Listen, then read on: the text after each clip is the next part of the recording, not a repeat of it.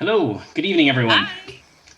and welcome to episode 3 of The Violet Madness. My name is Mark, I'm your DM and your otherworldly patron. That's right, in exchange for your soul, in the form of a follow or a subscription, I'll give you this sweet ass 1d10 cantrip. Is that a deal or what? Last week's episode left off on a positive note. The gang has made it safely out of the afflicted town of Grendahl, with only a few minor injuries and a few survivors in tow as well. Not to mention the vialed sample of the Violet Madness that Alfric and Christina was able to procure. But before we delve into more of the specifics, though, I'd just like to catch you all up on the goings on Penny Dragon Games. So firstly, make sure to check out the VOD of episode 10 for the Software Saga, hosted by our own DM Dave, up on Penny Dragon's YouTube channel tomorrow. The party decided that it wasn't an issue that time wasn't an issue, and they've elected to explore the second and third levels of the mines instead of trying to rescue the kidnapped gnome. Things took a dark turn down there.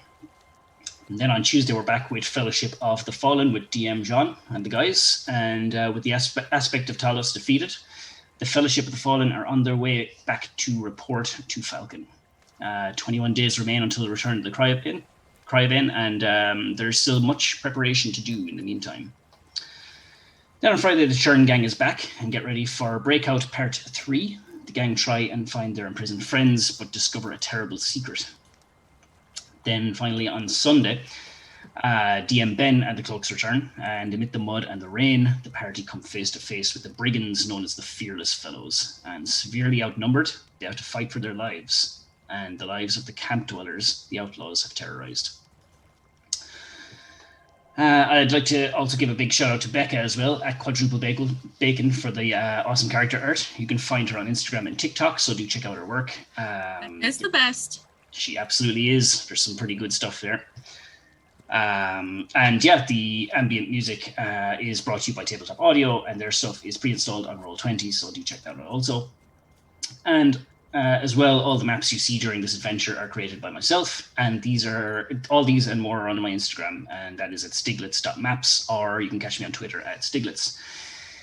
Last thing then, there's lots of free real estate in Castonia, so as the adventurers travel throughout the map, there are a number of several towns and villages, and I'd like to invite you, the viewers, to put your own stamp on the world. I'd love to hear some tavern names, shop names, landmark suggestions, whatever. And who knows, you might see them plugged into the game in future episodes. And we'll even add you as the NPC running the shop. So you can post a comment on the YouTube video or just catch me on Twitter as well. That's really cool. Yeah, so with all that aside, let's introduce our heroes. So let's start with Stephen. I am Stephen, and I'll be playing Sir Tyrion Shadowbane, a chosen right hand of Torm and paladin of vengeance. Righty, and next up we have Dave. Hello, I'm Dave, and I play Shadar Vicanus. He's a grave domain cleric of the Raven Queen. You might hear him prattle on about her once or twice during this session. Shadar is a 100-year-old half-elf with long bright hair, typically tied into a tight braid. In human years, he'd look about 35 to 45 if it wasn't for that bright white hair. He's usually dressed for battle in his black leathers with a black chain shirt and his trusty mace. Shadar wears a long black scarf wrapped tightly around his neck at all times and has a brusque and irritable manner to him. Indeed. And next up then we have Andy. That was such a description. So Mina is a half-elven woman. She is a College of Whispers bard. She's got this kind of honey-colored skin that's tan, like she's spent a lot of time outdoor. She's usually wearing a long blue-sleeve t-shirt with white pants and riding gear and riding boots because she has a horse that's very important that we will find. Dead. Certainly not dead. Absolutely 100% still alive. Absolutely not dead. Next up then we have Matt. Hey, hi everyone, I'm Matt and I'm playing Alfric. He's a half-elf wizard specialising in the School of Evocation. He has a slight build. He's a soft-spoken and scholarly fellow who takes a curious interest in the world around him, particularly new and novel things. So he's actually having a rather wonderful time so far. And he wears these sort of heavy wizard's robes and has a bit of a distracted look upon his face most of the time. Ooh, and then last and by no means least, we have Jonathan. Hello, playing Christina, a Stormkeeper Ranger, and Circlesborn Druid. She is still wearing her mask, her mushroom leather. The only skin she's ever going to mostly show is her ears, part of the face, and the neck. Very And she's mysterious. still talking to her bees. Please. Alrighty, and just as well a shout out to Jean as well for the subscription. Thanks a million, and cheers, Dave, for the bits. So let's get down to it then. So we left off last week with you guys kind of searching the rest of the town that has been just completely taken over by this violet fungus. Upon inspecting the stables of Grendahl, you did find one more survivor, Thomas, the stable hand, who Mina had known prior to the incident, but no sign of the horse in question. Thomas did mention that a group of ne'er-do-wells, kind of like to call themselves bandits, but probably don't even have that title about them. They ransacked the stable, trying to get out of the town, and took a couple of horses, and one of which was Mina's horse. He gave them a very kind of detailed description of what the ringleader looked like and the direction they headed, which is the direction the guys are now headed towards, the little village of Fenless, where they received word from the guard outside of town that there's an apothecary there studying this illness, all the while treating the afflicted as well. So it's a bit of a lead. Someone who may know a thing or two about this affliction, or might have gleaned some information. You also found that to kind of cope with the demand on the town guard and I suppose the regional guard and the Fenwell dukedom, you do indeed have the Duke of Fenwell in your midst as well as one of the survivors, but the state, I suppose, has considered him dead for 3 months and his son has taken over. But in their desperation for numbers, they've kind of taken on some, I suppose, lesser trained guardsmen. You've seen already that they have employed the services of a very, very small and feeble kobold who's been just kind of running random tasks for them. So the guard of the Fenwell dukedom seems to be in a state of disarray and kind of unorganized nature. So without further ado, you guys head off towards Fenless. Now it's a couple of days travel, so you guys do make it some of the way without much incident, and you set up camp for the night. So this is the first night after we leave. Yeah. So we left straight away, and then we're getting our long rest. Then you're getting your long rest. A couple of hours later. Okay, cool. Good to know. What I'm going to is actually, yeah, I'm going to assume that you guys stick to the path towards Fenless, and the day of travel goes by without, like you kind of look around and you see that the further away you get from Grendahl, the less of this fungal growths you see growing on the trees and bushes. And while it was absolutely dead quiet in and around Grendahl, the further you walk away, the more you're able to hear the birds starting to chirp again. So you're kind of seeing that, you know, this fungus does look to be spreading, but it does. What overcame Grendahl in such a small space of time seems to be having a much slower effect outside of the city walls, but it does still seem to be spreading. But day gives way to night, and you guys find a safe spot off the beaten track to set up camp. Is there anything you guys would like to do? Christina is going to send her bees around to go get the pollen and whatnot. Yeah, sure. Go do the bee things. Do the bee thing. Yeah. Go ahead. No, you got it. Just Shadar will just start tipping about the camp, getting fire together, and just with his insane passive perception, will just sort of take a stroll maybe 200 or 300 yards out. Yep. And just suss the place out. Yeah. Just on top of your passive perception, would you be able to roll a survival check for me? Sure. All by bear. Let's roll the night. It is a Good roll. 22. Yeah, you take a fairly comprehensive view of the surrounding area of where you've decided to set up your encampment, and there is something. I suppose it would be off under normal circumstances, but these aren't normal circumstances. You would expect to see, footprint trails of like maybe deer or things like that, but there's just nothing in the soft soil, which would lead you to believe that what has taken place around these parts that still has a few these kind of blotchy, bulbous like fungal growths on the tree barks and on little bits of the grass as well, that the wildlife have either fled or have succumbed to this affliction also. So there doesn't seem to be any large beasts around anyway, and only a very kind of small few amount of birds flying around. Okay, I'm going to. I'll probably wait until we're further away, but I'll still collect some of the easily found herbs and plants and things that Shadar uses to make his tincture. Yeah, and with he'll that, keep them in reserve though, because he doesn't know if they're Gotcha. if they're corrupted or whatnot. Yeah, and I'll take that 22 survival check as well. You're able to find a few bits and pieces in kind of, it's not completely overbeared by this stuff. You find like really large open spaces of unafflicted kind of patches of vegetation. So you're able to find the stuff you need. Great. That's me. Okay. It just Shadar comes back and Christina just casts Great Bonfire. After all the firewood hauling. He's happy for the work. It's takes his mind off things. For sure. So how many people are we traveling with about?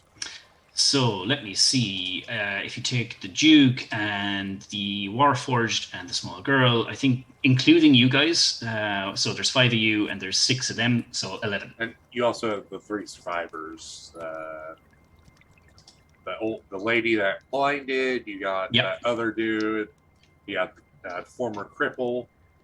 So yeah, you have Tomas, you have the Duke, you have that elf who is with the other. Yeah, they're all with you, and Scraps and the little girl.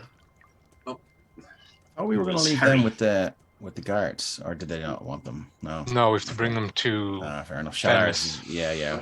No, I remember. Shadar's very irritated at that.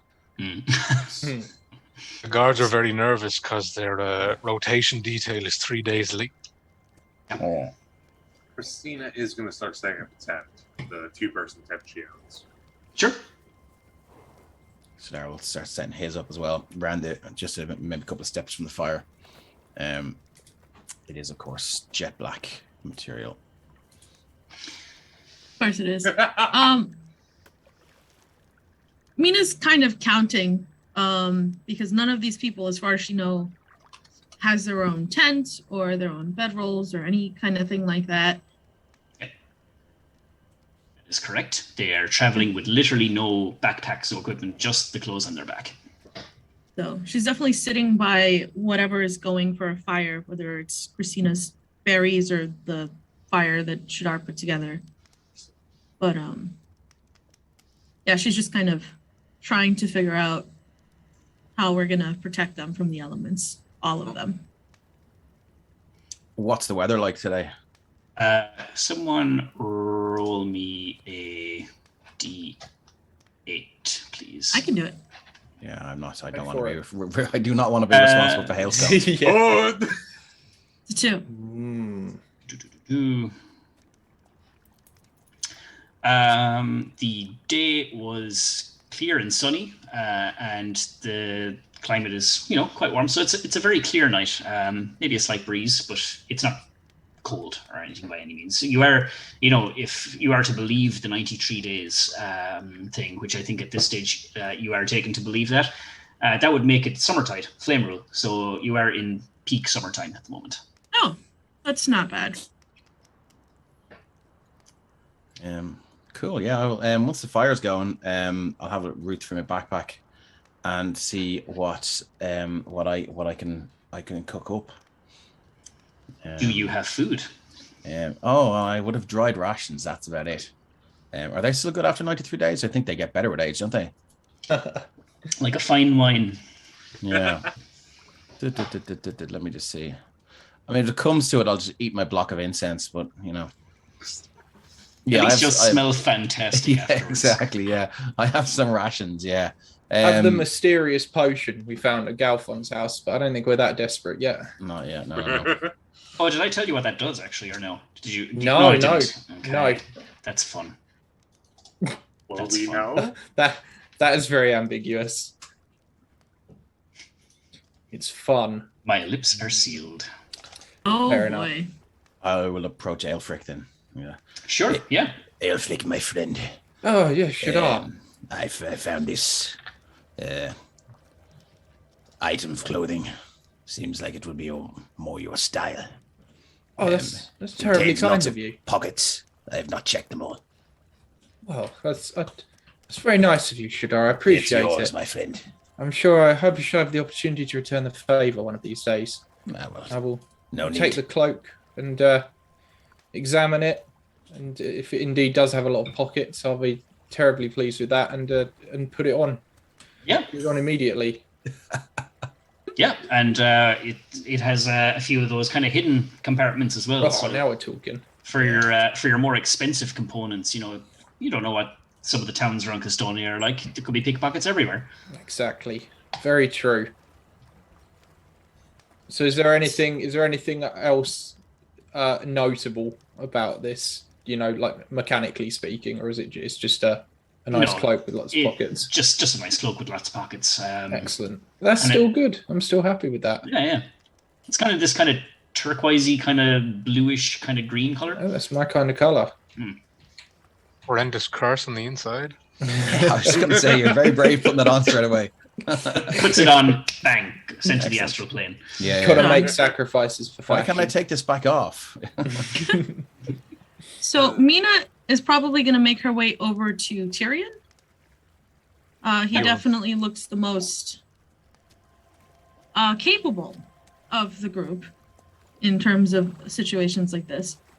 So she's going to slide right up to him and say, there's a lot of us here, and I don't know about you, but I didn't bring any food. Well, I had some smoked meats, but I'm not quite sure exactly how palatable they'd be. They last a long time, but if it has been 3 months, that's a little past their expectancy. Yeah, I don't know if I trust that, but I also haven't seen any animals. Have you? Excluding the insects that seem to follow our friend over there, can't say I have. I don't know if those are necessarily edible. I'm wondering if we should get a couple of people together and go try to find something to eat. We're not going to make good time if we're all hungry. This is an excellent point.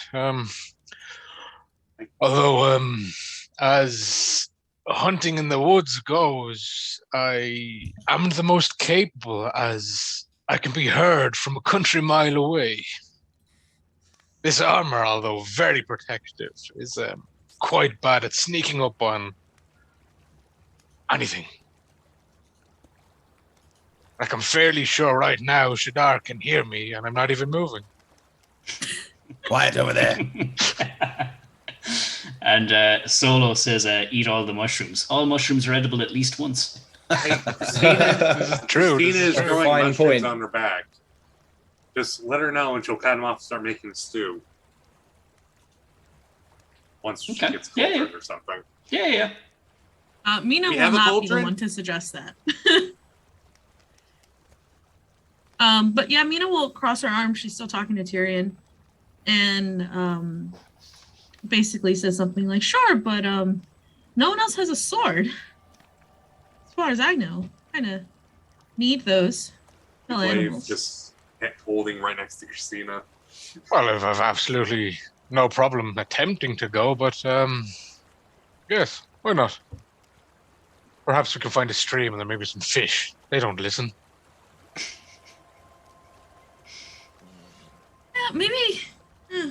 Shaddar, maybe Christina. I don't know. I'm not really one with the wilderness. Don't know how much help I'd be.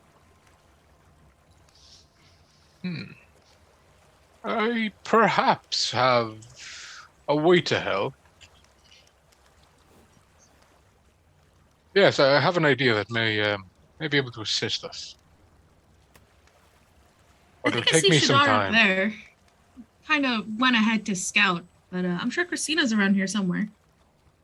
So if you'd like to ask them their preference, I could begin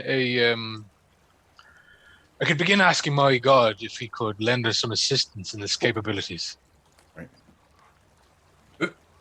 Does your god usually answer? Almost always. Okay, because there are those that pray and then nothing happens, and then those that pray and then something happens. Well, I can only speak from my personal experiences, and as a chosen right hand, any time I have beckoned upon Torm for a blessing, he has always given it. But my family has served him for countless generations now.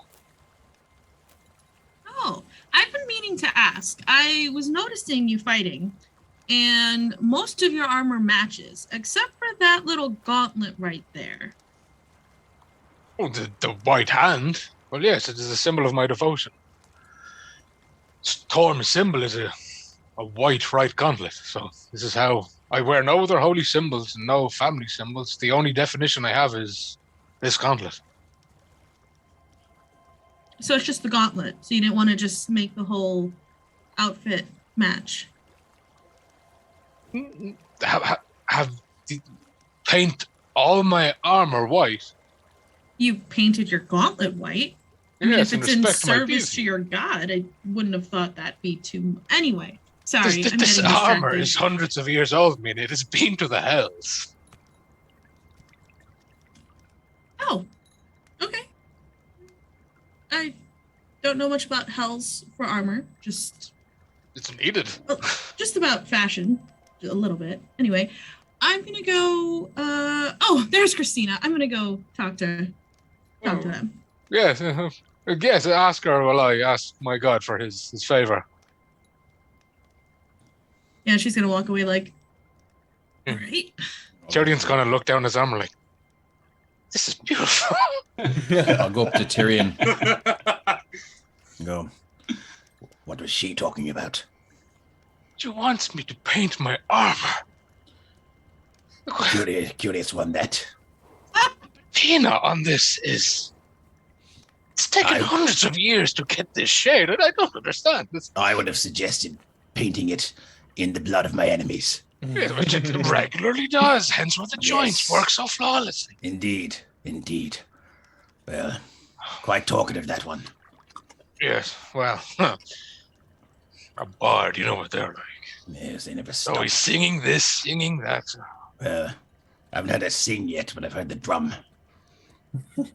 Dum, dum, dum, dum. It's going to make it hard to sleep if she's up late at night. Bards generally do stay up late. I need my sleep. I heard her talking about food for the camp. Yes, she wants us to arrange a hunting party. I could beseech the Raven Queen for food and water in the morning. I'm tapped out with my reserves right now. Ah, yes, I have heard of the ability for gods to grant this. It is unbeknownst to me, but I appreciate it. I've never cast a spell before. As I'm usually well fed and don't pay no mind to the trials and tribulations of peasants who are regularly looking for food, but I'm sure I can give it a go. The Raven Queen might raise an eyebrow at me, but I will do it. Well, she has deemed you on this mission, so you must do what you must do. Our mission is to find the source and eradicate it, not to babysit townsfolk and peasants. Well, if in the eradication of this plague, if it is decimating cities as it has this one, you will inevitably need to feed yourself along the way. So I suppose it is in their repertoire to ask. Well, one of the commandments of the Raven Queen is hold no pity for those who suffer and die. But death is a natural end of life. It is, but if you were to suffer and die before reaching your mission, what a waste. If I die in service to the Raven Queen, mission fulfilled or not, I will accept her embrace, as she has deemed it the correct time for me to come to her. Well, depending on the circumstances of your death, Shadar, I may intervene and prevent you meeting her. You do so, we will have words, my friend. And then we shall, but if in completing my mission I require your services, I will write your fine lady an IOU. The soul of one Shadar Viscount.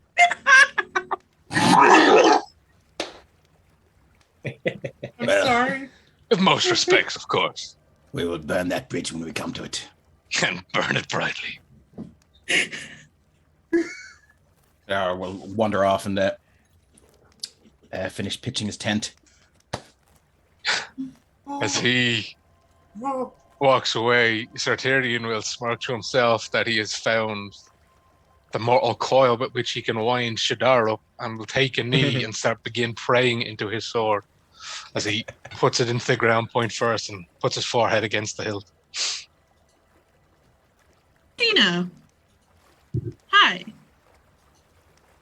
You look very capable, I must say. And I was just thinking that there's a whole bunch of us around here, and we don't have any food. Now, I went to go talk to Tyrion, and as you can see, he's just kind of worshiping his sword at the moment. So I'm not sure if you're good at hunting, or even if you've seen any animals, really. I'm just trying to think of food, because there's a lot of us and no food. I have the mushrooms if you want to eat. I'm not trying to eat your shield. I don't know. Do you normally do that? They're fine. They grow back. Well, in desperate times, there are like 15 of us. I don't know if that's. I suppose I have. And we have days for of a while this. from the forest, so I do know a good few things for hunting. Could grab Ulfric as well, teach him a few things. He's a bit skinny after all.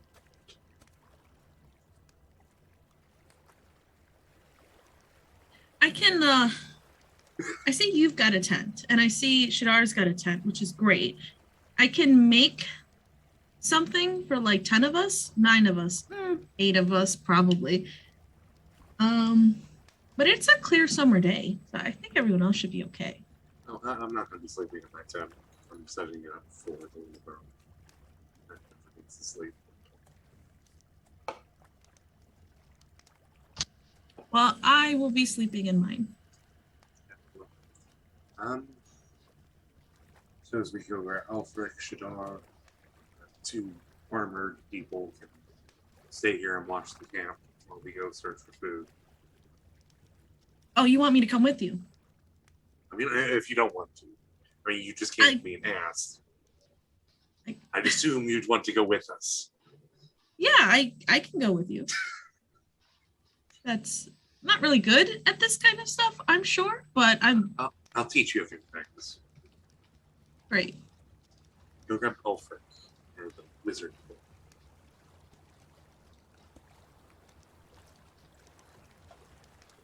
And what is Alfred doing? It's probably reading at the moment. Well, that reading isn't going to last long.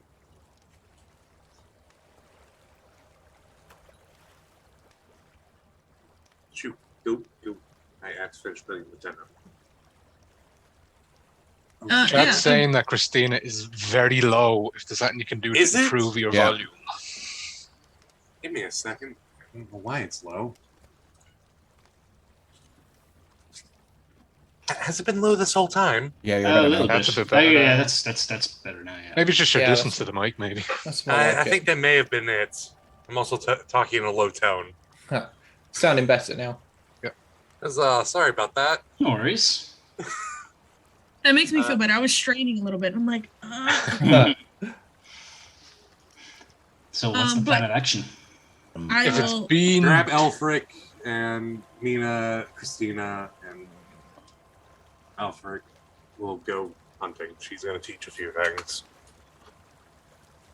If it's been 10 minutes of sword worship, Sir Tyrion will Is stand that how to his long it feet. usually takes you? I mean, he'll stand up, put his 2 fingers to his mouth, and do an ear-piercing whistle as there's a howl in the distance as a celestial mastiff gallops out of the nearby woods to his side. What? It's very impressive. Was that Andy squealing or Mina's character squealing? Mina. Well, Sir Tyrion will turn and say, "See, Tom delivers." There, look over. That's Are we me to well eat better now. this? Yeah, is No, that? cannot eat him. He's no, but he Right. can help Help what? hunt. Oh, I He has a see. fine smell and hearing. He could hear anything living better than I could. Well, I don't know about gifts the Raven Queen has bestowed upon you, but quicker and faster than me. That does sound rather useful. Yes, hunting dogs, they go hand in hand.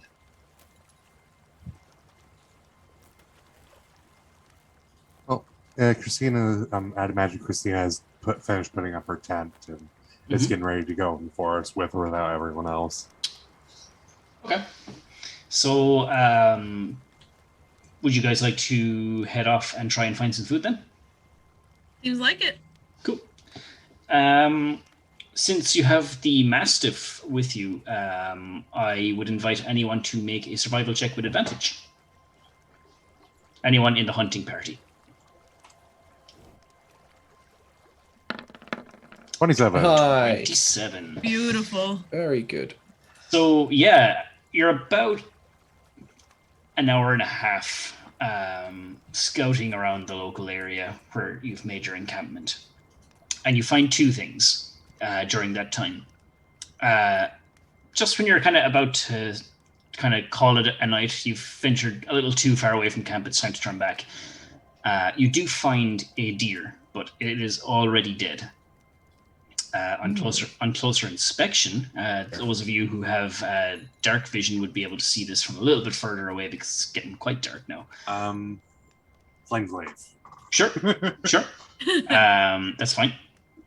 Yeah, you see this deer is already dead, and it has blotches of, again, this violet fungus growing on dear. bits of its skin. It looks like it has been dead for several days.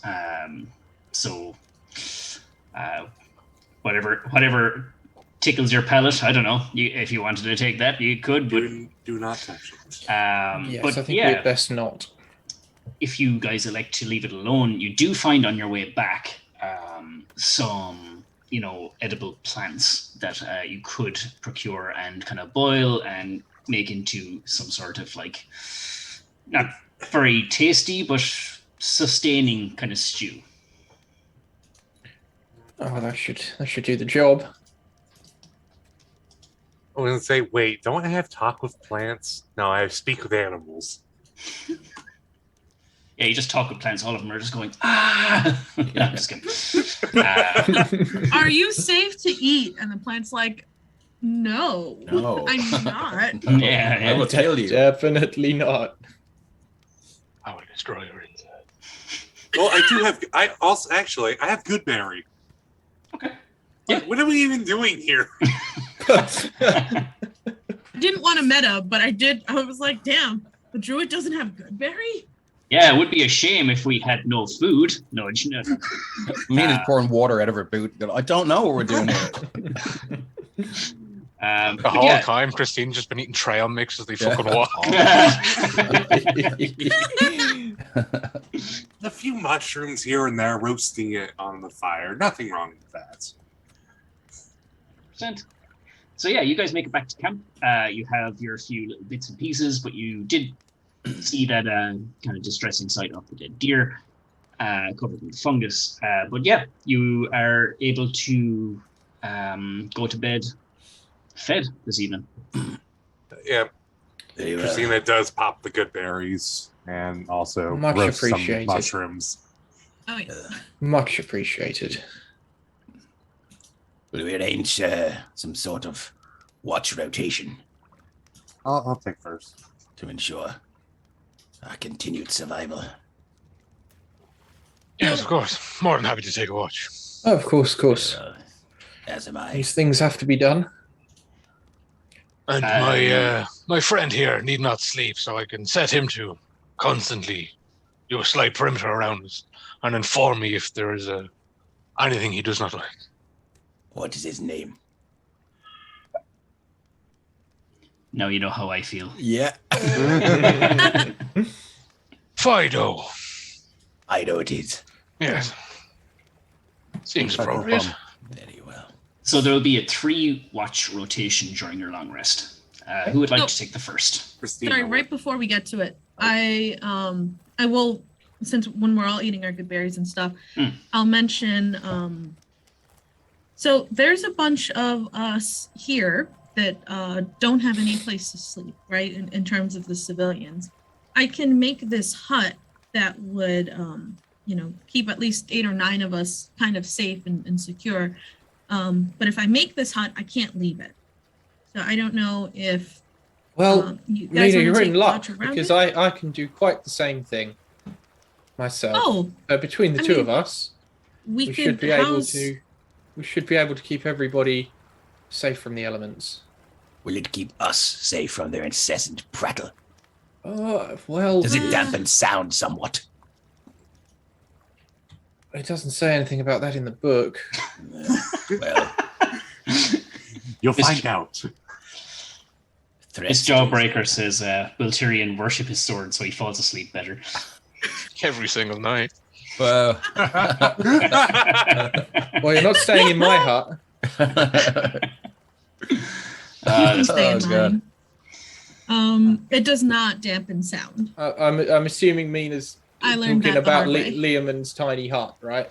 Yes. Just make sure we're on the same page. Okay, cool. No, it's Mordenkainen's magnificent mansion. It's tiny nut. That would be nice. So between the two of us, I think we can house 18. I'm not. I think we're like right over that. So if a couple of people want to not be, Oh, Well, there's some people I'll with sleep in my tents, aren't tent. there? Christina does have her tent for 2 people to sleep in, one being the little child and whoever.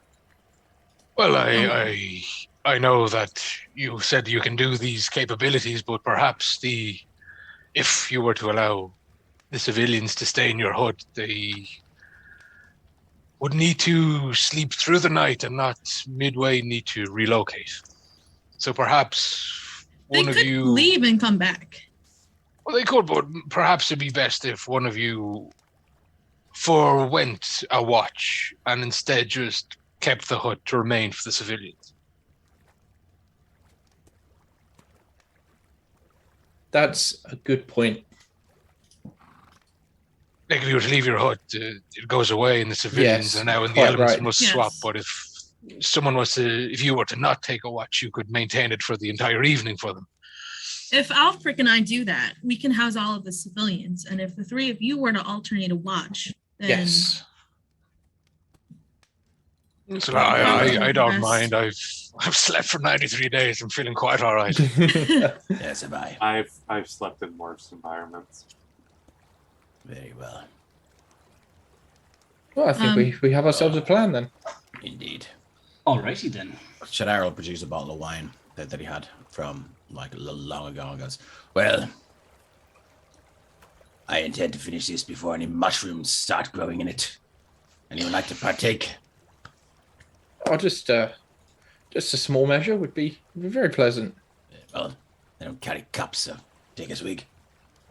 Pass the bottle over. Actually, I think Christina has a cup. I'll take a swig. Yes, Christina has a cup. I will take a swig. Pulls out a mess kit. It's most likely a very fine bottle of wine that he would have just taken from the Duke's house when he was Nice. or wherever he was served hospitality before he went off on his mission to eradicate the undead in the area. Nice. So Yeah, Alfric will take a swig, but he'll use his mage hand to lift the bottle to his mouth. Impressive. By the way, at this point, Christina still has yet to eat. Oh, you didn't pop a good berry? No, she's waiting until it's her watch. Okay. Anyone else that care to thing. partake? Christina holds a cup out from her mess kit. Very well, there you go. Yeah, pour some in. Mina will take a swig if offered. There you go. Get it down, And as then- they say. And then she'll head off to gather a bunch of the civilians because they gotta be in. Oh, give the bottle back. Oh no, I gave it back. Okay. Yoink. Thank you.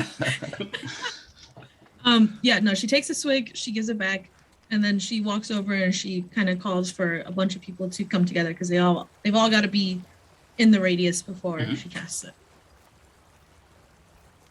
Cool. Yeah, Alrighty. likewise for Alfric as well.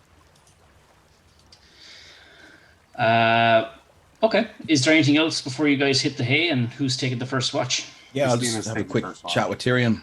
Okay. Yeah, go for it. Go for it. Tyrion, I heard you say earlier on you're chosen right hand of Torm. Yes, that's correct. Yes. To lead me to believe that Torm himself has selected you through some sort of administrative process and assigned you the role of right hand of Torm. Well, it's Or are there several of your order who would claim to have the same privileges well, or responsibilities? it's when I say we are the chosen right hand, it is.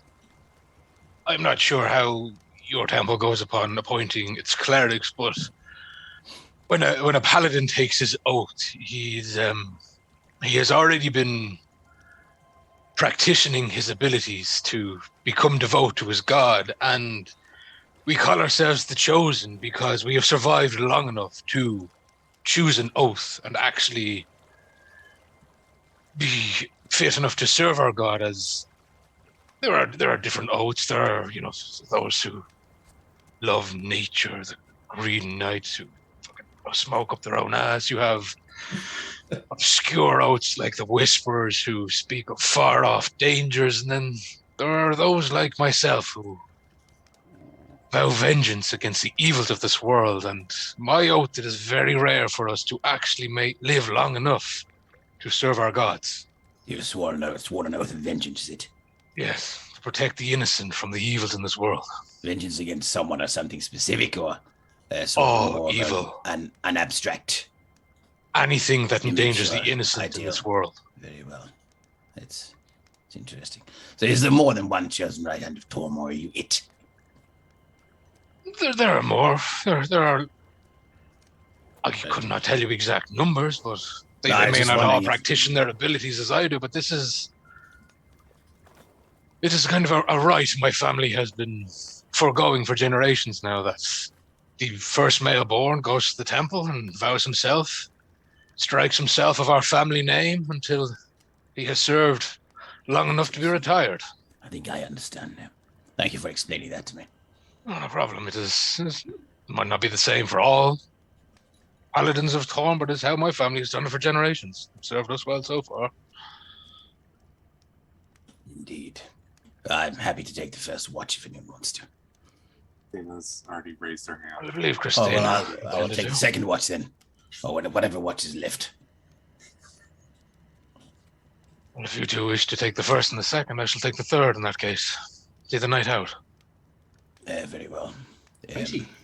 Shadar, once he's finished the wine, will sit down and he'll take out a number of herbs and plants and things, and he'll crunch them up, and he will mix some clean water some water in with them, and he'll stir it about and put it over the fire until it's a nice cup of tea heat, and he'll knock it back in one go, and then he will hit the hay, divest himself of his armor, and put on his Raven Queen jammies. Love it. Christina, as everyone heads back into their tents, their respective tents, and nods off. Actually, you said you wanted to do something first. You can go ahead and do that. Christina is. Once she makes sure everyone's not watching around, she's going to take off her mask, take a few breaths, and then pull out her bowl of roasted mushrooms and start slowly eating. And she watches the night sky. Okay. As you eat, can you roll a d20, please? You're eating and keeping an eye out on the surrounding area. Just a random 1d20. Just a straight d20. Yep. Oh, Sounds like a luck check.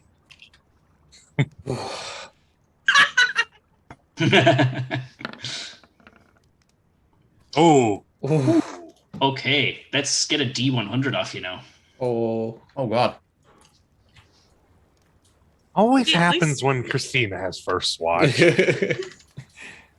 I'm sure it's fine. It's a Trask. Oh. I have a nicer DM than Matt does. Wouldn't you know it, you set up camp in Tarascik Park.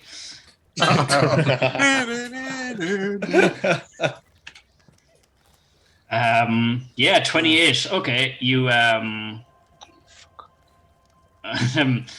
you nod off for 5 minutes of your watch, and I don't know, maybe it was from a hit you took. I don't know if you took damage in the last combat or anything, but okay.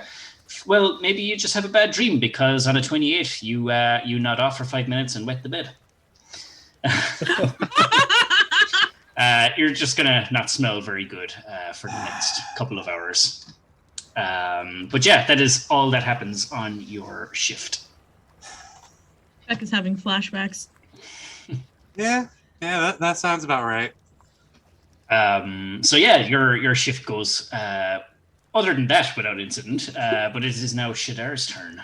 Yeah, he has to be shaken awake. Oh, okay. Because of what he. She's gonna what put he her had. mask back up and then go over to the tent and poke it with the end of her glaive. Ah. Turn. What? Your watch. Already? Yes. Are you sure? Shadar will scramble out of the tent, start putting his armor on, look at the moon, stars as if to check. Very well, it seems you are correct. What's that smell? The mushrooms. I was just going to say, if you weren't, with your passive perception, you definitely smell that. More like it. Very well. Sleep well. So, And Shadar will sit down by the fire and start poking it. yeah, so you After about 5 minutes, he'll sit with his back to the fire once he has it stirred up, so as not to disturb his night vision. perfect. Yeah. Can I get a d20 from you as well, please? So you do your fire stoking and then turn your attention to the surrounding area. Here comes a d20. That one. 15. 15. Yep, nothing happens during your shift, and all is well with the world. It's good. Cool. Yep. Shadar will take that and he'll go. Okay. He'll wake up Tyrion. Perfect. Well, my friend, your watch has arrived. Good fortune to you if you need anything. Yes, it seemed quiet. Speak the alarm word. Shadar will go into bed. Christina's just sleeping outside on the ground. As Shadar walks away, Tina will go, "Did we set up an alarm word?" You hear snoring from his end. That is impressive. I don't understand these half-elves. And so Tyrion will pick up his armor and go over to the fire and start putting it on as he checks in with the Mastiff in case it has seen anything on its patrol. Yeah, Fido hasn't picked up much. Yeah, nothing of note. But yeah, Sir Tyrion, as you kind of plop yourself down on a bit of a fallen log in front of the fire, roll a d20 for me, please.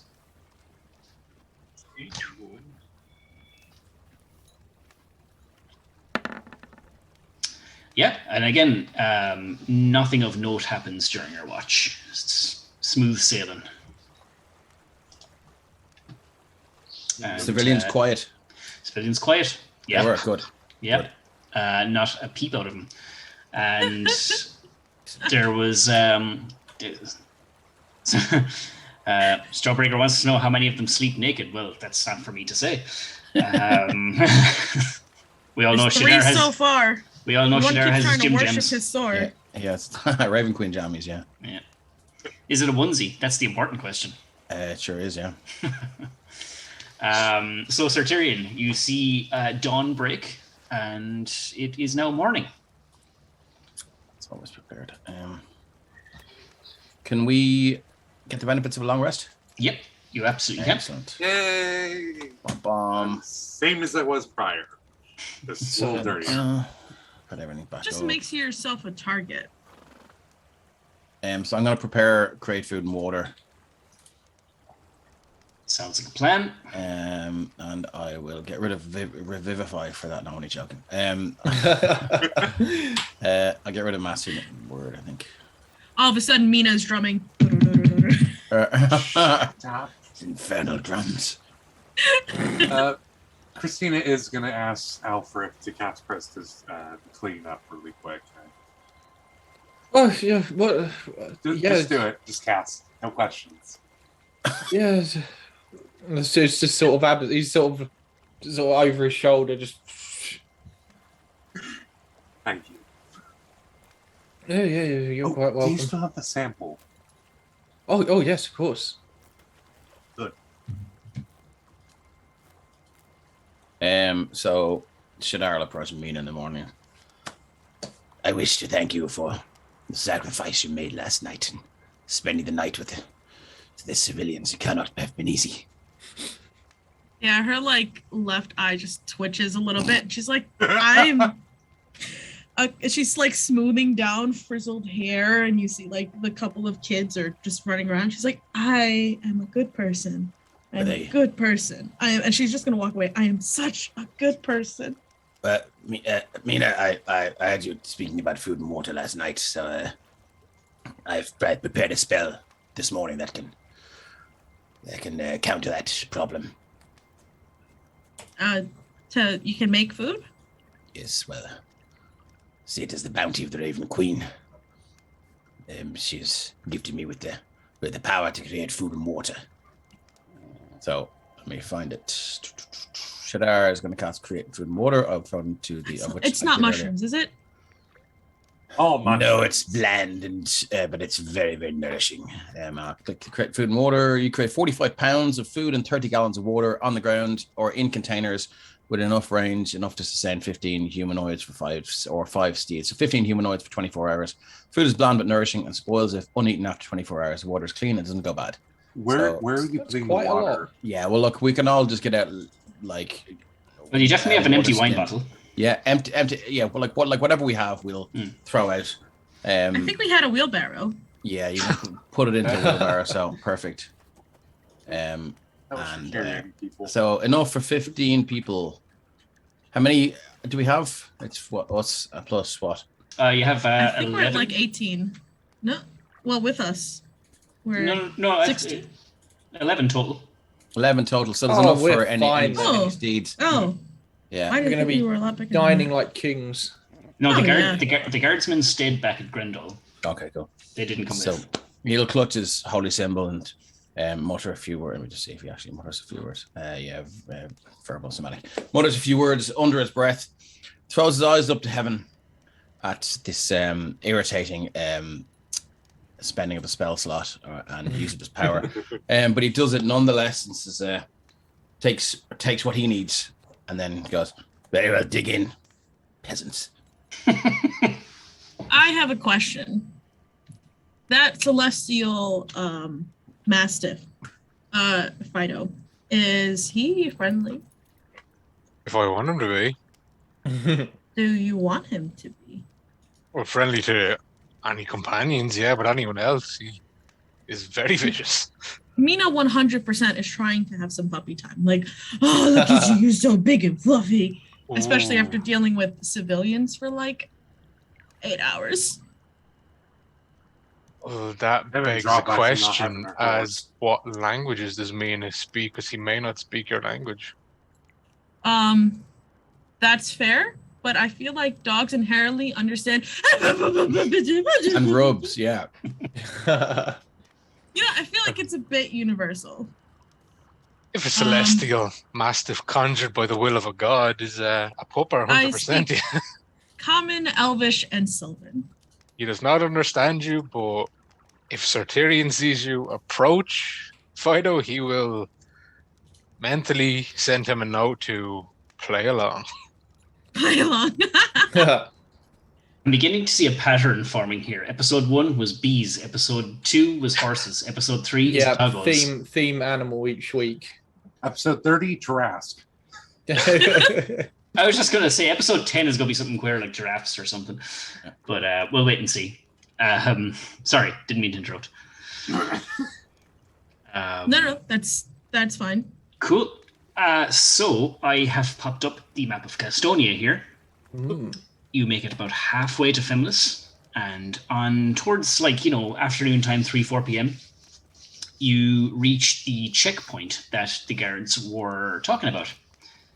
And the guards, as you mentioned earlier, did mention that their replacement unit is 3 days late. It wasn't necessarily the guys from the checkpoint, but people coming from Femlis up to Grendahl. But they would certainly have to pass through this checkpoint in order to reach there. I will drag you over to this map. So on approach, you guys all see a couple of little kind of wooden shacks. They look kind of haphazardly built, probably mostly recently in the last couple of weeks or months. And this little kind of stopping point has been manned by a few guards. They're wearing the same sort of armor, bearing the same kind of symbols as the Fenwell dukedom, the guys back at the gate. And you also see 2 mastiffs, would you believe, guarding the gate with them. And as you approach, the fella down here is holding out his hand in a kind of stop motion. But obviously, you're about where you are now, away, a good 50 or 60 foot away, and he beckons you to stop. And he says, "Travelers, what brings you through this checkpoint? This is the road to Grendahl." Christina's just going to turn to Tyrion and Shadar and say, "You guys got this." Should we not let them know the Duke is here? Oh, yeah, they got that, I believe. We are survivors of Grendahl. No. Yeah, it was. Yeah, sorry, this is the road to Femlis, he says. This is the road from Grendahl. That's what he says. They really are hiring the dregs, aren't they? This guy doesn't even know what road he's guarding. Well, technically not wrong. He's just pointing in the wrong direction. I suppose so. We are escorting survivors from Grendahl to Femlis. We have in our ranks the Duke. He looks up to the guy, so the chap on the ground here, he looks up to the guy on this kind of elevated area, and has his bow not drawn, but like in his hand, kind of resting by his waist. And he looks up to him and looks back, and they both just kind of let out a laugh. It's like, "All right, lads, you have Albrecht Fenwell II in your midst, do you?" No, the first. "Is that right? Well, seems you're traveling with a ghost, then it seems." And at this point, did you die? You should have told me. This whole time, I've been worried about you eating and drinking and having shelter. Yeah, and at that point, like Albrecht, the guy that's with you, the Duke, he pipes up and says, "It is I. Yes, I have been contained within Grendahl for quite some time, but I am alive and, well, for the most part, well, but I shall be reassuming control upon an audience with my son, but you may step aside and stand down." And he'll look at the mastiffs, and Tyrion, he'll kind of whisper kind of to you and says, "Hiring more riffraff. I never had a canine unit among my ranks. They must really be struggling." Anyway. Mina looks a little offended. But the guard calls out and says, well, Duke or not, if you're passing through our checkpoint, we need to do an inspection. So you'll be taking off all your weapons, and you'll be passing through, and we'll be doing just a little check, make sure everything's all in order. Is this Can't believe is they'd this be so above rude to board? their So they're sovereign. I don't believe a second of this. Can I? This seems like it just seems dodgy. Okay. You can roll insight. Can I roll Can we all roll insight? I will. Yeah. So like the a way group insight, I or think like, how do you want to we're do all it? suspicious the here. way we're going to do that is, Matt, if you want to roll insight as well, but we'll take either your or Dave's roll as the party roll. Okay. Oh, Well, close, but let's go with insightful Shadar's. folk. They're not getting yeah, anything past us. Yeah, like I mean, Shadar, you've travelled all around Castonia. How many checkpoints have you run into, and how many times have you been asked to approach the guard? Don't be suspicious. Don't. Yeah, like I mean, anytime you've been brought to a checkpoint, you're allowed to carry your weapons through, but you obviously not have them drawn or anything like that. But this person is asking you to lay down your arms and approach. Under no circumstances will I lay down the weapons granted me by the Raven Queen, my friend.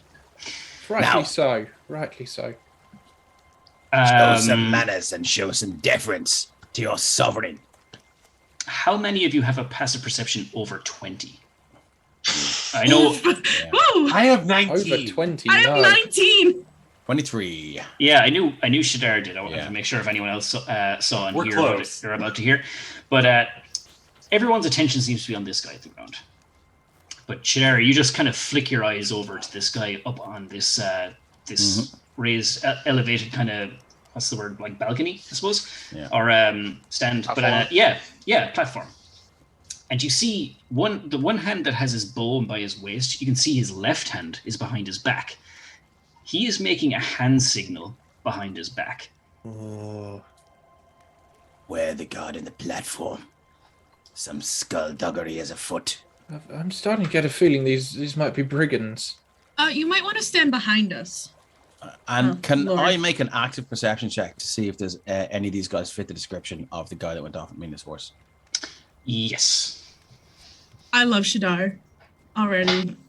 But But great. Watch it's him roll not one on this. because the person that stole my horse, I remember what they look like. That And is it's tall, 12. light-skinned human who wore a So, red bandana around Can I his guide forehead. myself? Sure.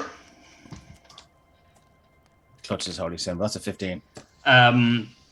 They're all wearing armor and helmets, but you don't see Don't see that earring. that earring or any flecks of that blonde hair. But what you do hear then is the guard calling final warning. Drop Yes, your weapons. It is indeed your final warning, sir. Why is it always combat? Very well, and you just hear him go. To be honest with you, after last night with the civilians, I'm actually looking forward to a little combat. Yeah, because that's Almost got to exactly feel what sorry happens. for them. Out of the tree here, an arrow comes flying. And it is going to hit the talkative one, which was Shadar. It's going to try. I'm going to try. Don't rise. It's the a anger of the DM.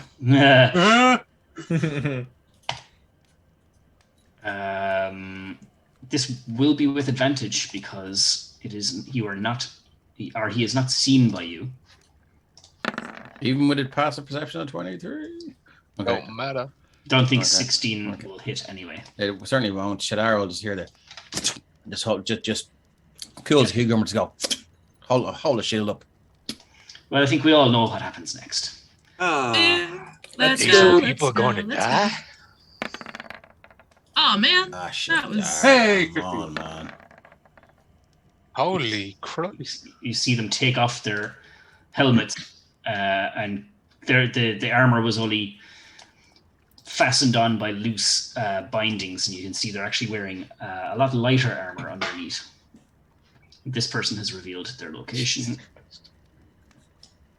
There's more people. I see. Burn the forest. let's go, let's go. Let's roll initiative for them. Bouquet says, did that not come up on his charadar? Nice. Nice. Oh my god. Nice, indeed. Sorry now. Where is this person gone? Oh, just wait till Christina gets close. Someone's getting yanked. And last but not least, this guy. And that should do it for everyone. Let's get some battle music all up in here. I fell from the shelf, says, shoot that poison shot arrow. How you guys are great tonight. I love how punny everyone is in chat. Yeah. It's great. A gift that keeps Where, on giving. where am I in the turnover? Did you click your character? Yeah, I before did. Hitting initiative. Let me add you in manually. What did you roll? 15.6. 15.6. 0.16. 15.16. Yes. And boom. Huzzah! Sir Tyrion, as Shadar just like deflects this bolt, you are able to rush into action should you see fit. Oh, I never rolled for the doggos. Don't make me kill Doggos. doggos, Mark. Don't make me kill doggos. Don't You don't worry, have I to. have talk with animals. I can convince them otherwise. Turn them against their masters. Talk with animals. They're just going to say no. We I can respectfully eat a nice, decline. juicy steak. I mean, it doesn't help that Christine is just a person with a giant bone for a face either. Look at me, I'm more practical animalistic doggo. than you. Love it. Yeah, this is a homebrew dog class our enemy that I have. Oh, it's Practical class. So it means we can It's- multi-class into it. It's Got not it. it's not a class, but it Awesome. is definitely an enemy, and it is Speaking- barking with ferociously large teeth, ready to eat. Here we go. Difficult. It's going to Speaking maximum of bork drive. doggos, Oh yes, let me sort that out for you.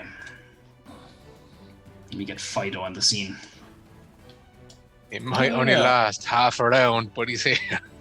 What's his AC? 12. I will He's give the him- second best boy. I'm gonna give him give you control of him there now. Oh, there he is. dog in front of me now. Oh. Yes, Sir Tyrion, you're free to act. Right.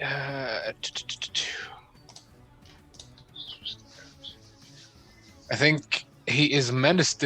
First of all, the Fido is going to viciously roar and go 5, 10, 15, 20, 25, 30, 35, 40 and charge straight at the one which he's seen attack Shadar. And Sir Tyrion is going to go 5, 10, 15, 20, 25, 30, approaching the platformed one. And when he reaches the space of the 30-foot distance, he is going to disappear No. in a puff of silvery mist and scare the Christ out of the bloke in the tower as he arrives beside him. And he will swing on him. With Now that was pretty cool. sword. 22 Oh, that'll certainly hit. for 17 points of damage. Alrighty. Let's go for the second one. Oh, of course. Fucking paladins, man. Did it roll? There we go. 17 17 will hit. for 10. Alrighty. Well done, Sir Tyrion. And that will end his turn. Okay. Now, this guy, equipped with a sword, this guy here, he will use his action to dash behind this house, this one here. And he will, that was his bonus action actually, in cunning action. He's going to hold an action. And wouldn't you all like to know what that is? But that is his turn. Sure, we'll find out. Alfred. Okay. I will step forward a little bit, get a bit of room for myself and get a better view. And moving to that spot, I can just about, in my line of sight, see this guy in here in this bush. Yep. And I'll draw my wand, raise it in an arc above my head, and I will fling a scorching ray at him, Let's be having it. which I believe is that 3 separate attack rolls for Scorching Ray. Is Oh! nice. Oh! Let's we'll roll our damage and then we'll roll on that critical table. I hope that guy's Sure, and for that the guy's name is Ray. record, I have empowered evocation from being an evocation wizard, so I add a +5 to all evocation spell damages. Nice. Let's be But I having put it. that into roll 20, so it should. Cool. Auto do it. Yep. That has done it for you. Yeah. So 13 plus 4. Cool. 17. And you can. That's with your crit, isn't it? It is. Yes, yeah. And then there's the other 2 still to roll. Let's roll that D100 first. Okay. Before we follow up. See what we got. 89. 9, that's got to be pretty tasty, right? Your spell strikes with great force. Roll an additional set of spell damage dice above and beyond your normal critical roll. Okay, so that's Oh what, my another 2d6, goodness. right? Yeah, yeah. Let's go. We literally set him ablaze. My I God. really have no time for brigands. 87 points of damage We on have your an important first one. scientific mission to accomplish. Yeah, as you send this like scorching ray in a beeline straight for the tree, sending a number of the leaves and branches ablaze, but hitting him square in the chest. You just hear this cry of pain as the burst of flames just erupt from this piece of vegetation. Quite right too. Shall I roll the other 2? Absolutely, yeah. He's still alive. He's in a hell of a lot of pain, but 28 is going to hit. 12, nice. Last And again, roll. yeah. Another hit, damn. We'll take it. Get out of the way of science. Yeah, absolutely. Don't mess with Alfric when he has, important research to be doing. He is really I badly see your burnt. luck has improved, Matt. Oh. Indeed. Ouch. Alfric's only theoretically on fire. But the other guy is very much so really on fire and hurting big time, but still alive. Is that tree not on fire? The tree is, it's catching fire. Nothing to worry about just yet. And I think that will do it for my turn. Thank you very much. I'll be here all night. I think I've taught him a lesson. Alrighty. This guy next to Tyrion is going to fight back. So after you struck him, he'd be like, you bastard! Take this! And he'll just drop his crossbow, and just as he unsheaths the blade, he's just going to come out with an attack. Let's see. I'll freaking kill that guy. 7 ain't going to do much. But he gets another. So let's see what a 7 does. Does a 7 hit, Mark? It doesn't, I don't think, no. But guess what? He has one more short sword Oh attack. no. 7 again, please. Lucky number 7. Oh, 20. Yes. Oh my God. Dang. Oh. All right. Armor, yeah. baby. Yeah. Like you just kind of like go back like this with the first swing, go like that with the second, but the first one like gets you on the pauldron, but it just bounces off with that little ping. Next up is a guy that you don't see yet, and he's aiming at Alfric. What? I have This a will feeling be he's with- in the other tree. 19 to hit. Oh, yes, the 19's a hit. I'm gonna throw sneak attack in on top of this because you don't see him. oh, Well, I mean, we can see where it came from. Wow, 2 points of damage, but the sneak attack.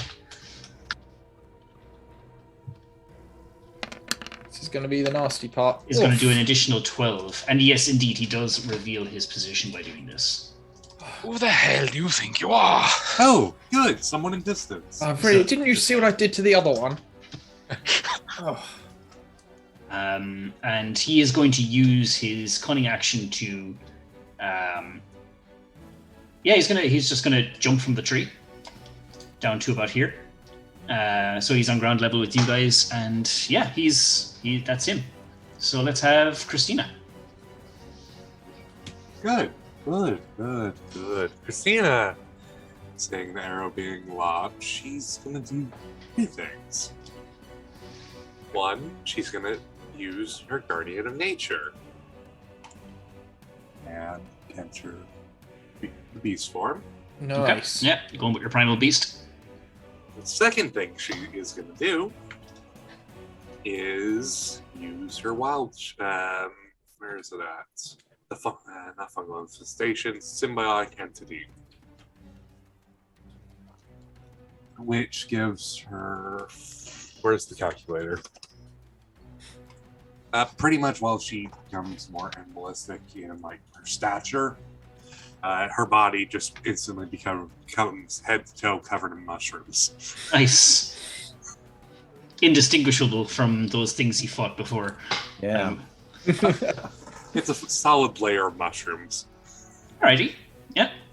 I'm trying to find 19. That's 36 additional temporary hit points. Nice. Tanky as hell. Impressive. 36. 36. Yeah. And she is going to spend her 40 movement.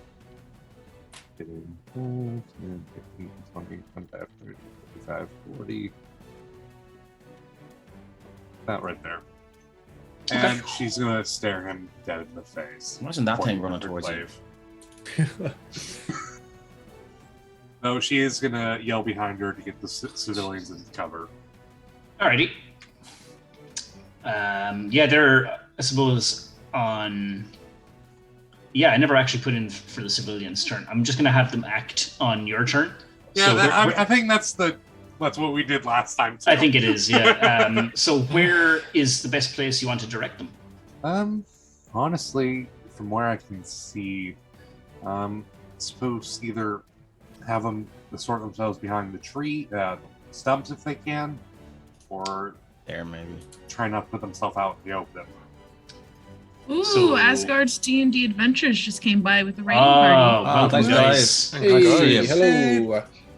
We're just battling some thieves disguised as town guard here. So we're going to direct them down this way, you said? Yeah. Okay.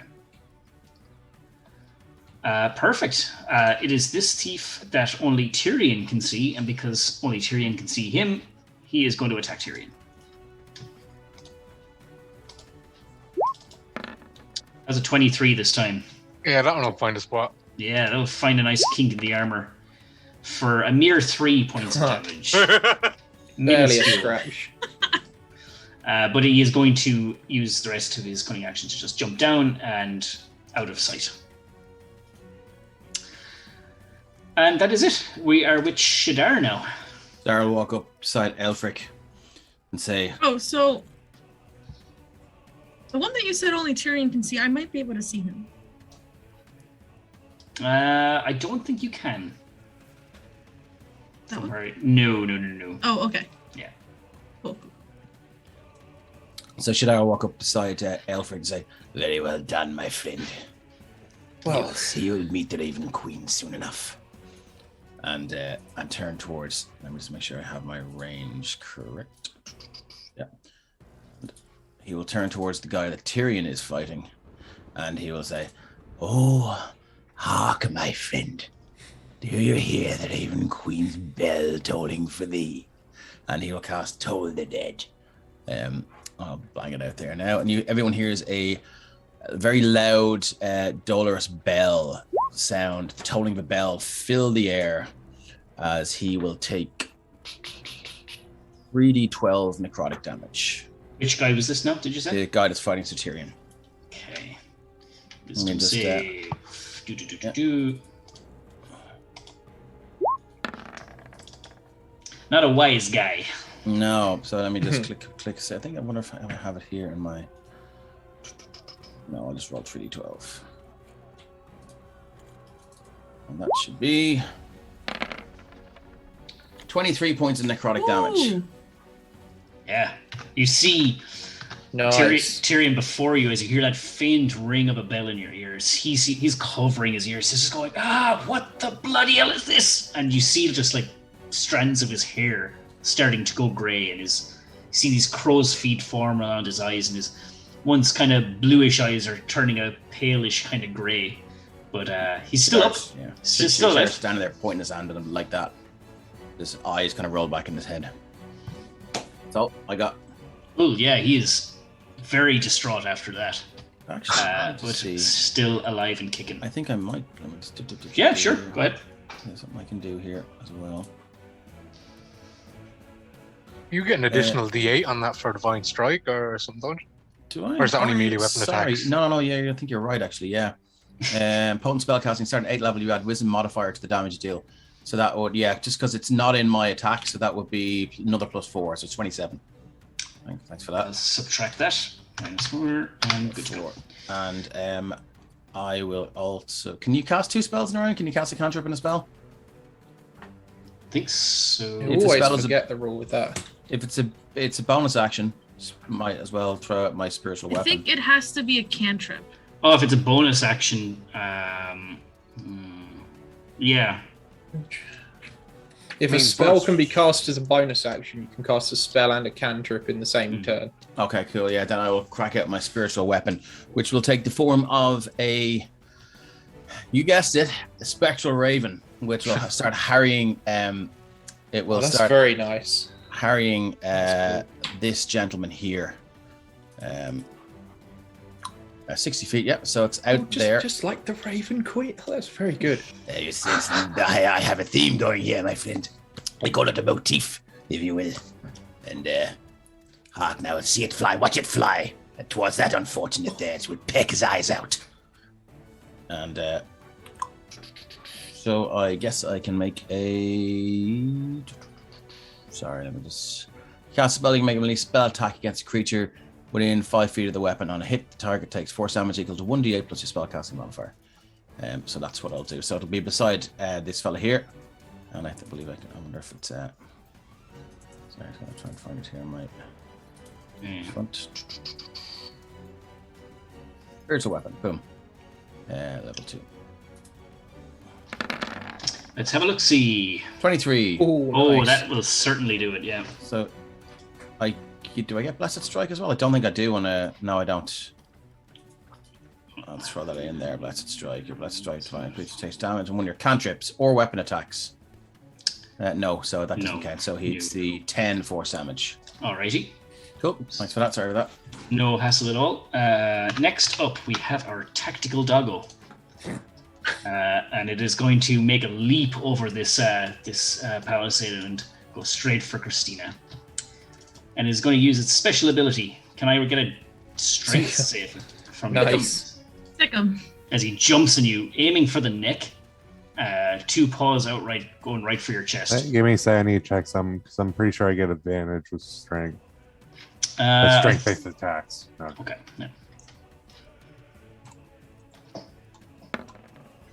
Yeah, you're good. It comes right at you, but you're able to kind of like deflect it off. So it actually kind of lands just over here. Good. And Good. yeah, it is kind of looking up at you like with that growling face and then kind of really large drops of drool just dropping to the ground. It is ready to attack again, but can't do until its next turn. So Mina, you are up. Yeah.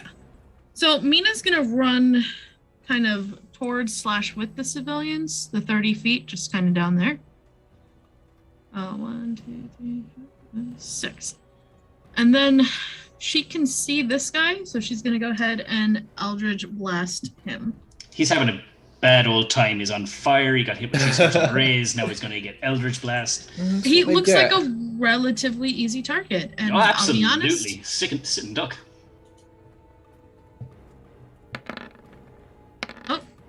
Twas a 22. Twas, and so it shall hit. I only did 2 damage on that one. But I got some more. 19 for 10. Yep. You take every bit of that. And last one is a 20 for 7. yeah, like I mean, this guy is now he's still alive. He's like that guy from Austin Powers that just won't die. But Impressive. quite honestly. yeah, I'm still alive. I'm very badly burned. But, that was a good movie series. Absolutely. But yeah, this guy is just hanging in there. Yep. Actually, quite literally, like, it's almost fallen out of the tree at this stage. You think tree scorching rays and It's tree still Eldritch in the Blast. tree. Yeah, like, I mean, there was no blast effect that for a Bard's Eldritch Blast. Nope, there's none. Impressive. All our soul and can't even blast him out of a tree. Time for... sorry, I presume that was it for me now. I can't do any. I can't do. Bardic Inspiration. Yeah, shush. Thank you. I will give it to Tyrion. You're doing a great job, right hand. So it is our second tactical doggo's turn. It's going straight for Christina. It's going to dash. Oh, good. Make it More blood for the here. slaughter. Now, it used its action to dash, so it's not going to be able to attack this turn. Oh, that's fine. And Half Elf on the show says someone should do a Cuchulainn on the doggo. So anyone who isn't familiar with that, Cuchulainn's dog didn't end up so good. So Sir Tyrion, let's be having you. Well, so this individual, Crispy, is in the tree. He's high up. He's about the same level as you right now. Right, well, in that case, Fido, seeing that he hasn't been knocked out of the tree, will go 5, 10, 15, 20, 25, 30, go behind Sir Tyrion's assailant and make an attack on him, which is a +3, so let's roll a d20. Walk off turn order in the way. I just realized 12's not going to do it. No, it's not. It's not going to do it. Does he have advantage, being that the person is facing Oh, the he's way? Very fair Well point. done, Yeah, well that would be done. advantage. Yeah, I didn't think of that. Oh, no, So 21, that's more like it. Yeah, that'll do it. That'll definitely do the job. Right, Oh, so yeah. the damage is 1d6 + 1. Every little helps. So he takes 4 points of damage. And can he make a strength saving throw? DC 11. Oh, He is knocked prone. Alrighty. Yeah, Beautiful. so Fido just catches him he bites right into his side here and then catches him up by the collar, just drags him to the ground. He is prone. What a good boy! And I can't imagine what is going to happen next. Prone alone. Love it. Advantage. Right. Prone in front of the paladin is never Still a on good point situation. with the puns. Nope. You gotta love it. Wait, Seeing there's a him ladder. fall on his back. Strike. Ooh, 12's not gonna do it. Ooh. Ooh, no, it's not. God damn. Let's try again. That was also a nat 1. Ooh. Ah, no. Could have been a lot I already worse. said no. No, it was a with advantage, so he was saved of that. 20. 20 will do it, yeah. For an additional 10. So this guy is looking just as bad as his comrade in the tree. Not good. And that will end his turn. Yeah. Thief that previously hit himself. Oh. He's going to move. 2, 3, 4, 5, 6. Wait, I just remembered something. He's not going to move anymore. He's going to stay put. And Alfric is going to go up. Yes, I would like to cast Hypnotic Pattern. I'm going to try and cast it such that it gets these two dogs and the thief over here, but obviously not Christina. Yeah, I makes can sense. draw a box if you'd like. but- Sure, yeah. Like, I mean, I don't mind. I kind of get the gist of what you're saying. Yeah, it's a 30-foot cube in that area, So, wisdom save coming up. and the DC is 18. Oof, they haven't been very wise. Yeah, that's a 3 from the thief. Here come the dogs. Ooh, I don't know if that's good now.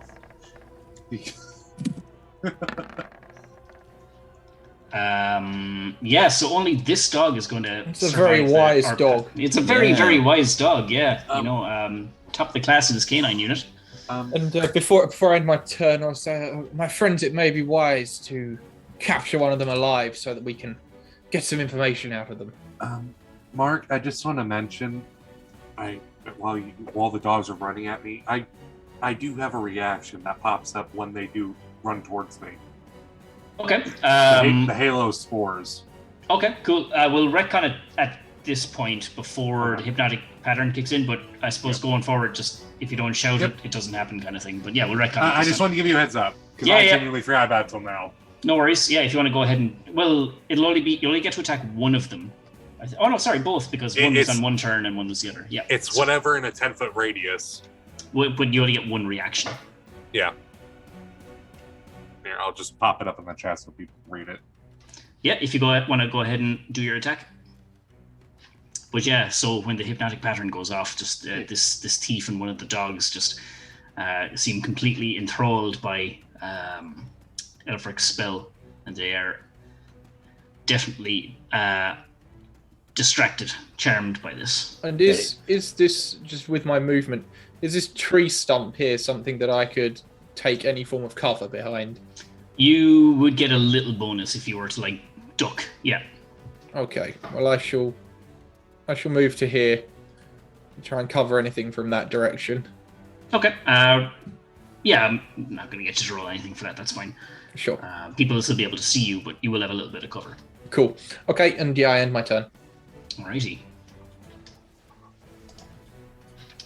This thief is going to pick himself up, see that he is in a very bad situation indeed, and he's going to disengage. I don't think he's just going to attempt to disengage anyway. Mm-hmm. Coward! Jump down to 3, 4, 5, 6. He was prone, so it's half of his movement to get up, right? Good shout. Yeah, nice. That's very true. He only makes it to there. But he will... Yeah, he already used his cunning action, so he will use his action to move. He will dash, so he'll get it. 2, 3, Our lands for the 4, slaughter. 5, 6. He can't make an action at this point, but that is what he will do. This guy is distracted by the hypnotic pattern. I think he can make a save, though, at the end of his turn. Correct, yeah. 18's going to be tough to snap out of, but we'll see what we can do. Oh! No, close, but not there. We'll have to do better than that. He will indeed. Christina, your turn. I don't think they do get a save at the end of their turn. Do then. Let's see. I think it's just until they take damage. Christina. You're dead right. It doesn't say it. Yeah, It's, you're dead right. it's a crazy spell for level 3. I didn't know that. That's very good. Yeah. Good to know. Christina is now surrounded. Good charm for duration, yeah. I feel like you like that though. Yeah, Just swing the glaive with no abandon. Yeah, well, she does with get auto reckless advantage abandon. on her attacks, so. Though, she. You know what? I have a dumb idea that might work. Sometimes the dumb ideas are the best ideas. The thing is, would I be able to target? I don't think I'll target myself with this. It's confusion. Then again, that's concentration.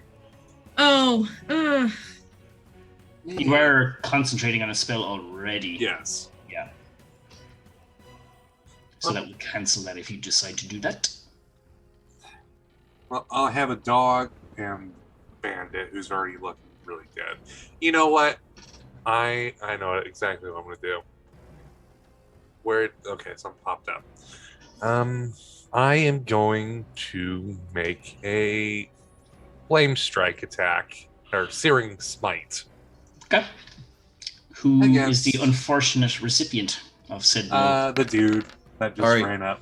Sorry about that. Well, he ran to me, so. Yep.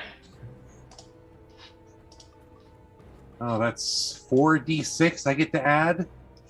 that's concentration? That is also concentration. Well, I mean, if I'm just doing it for the normal hit. Alright, fine. You know what? Just normal hit then. Okay. Advantage. Submit.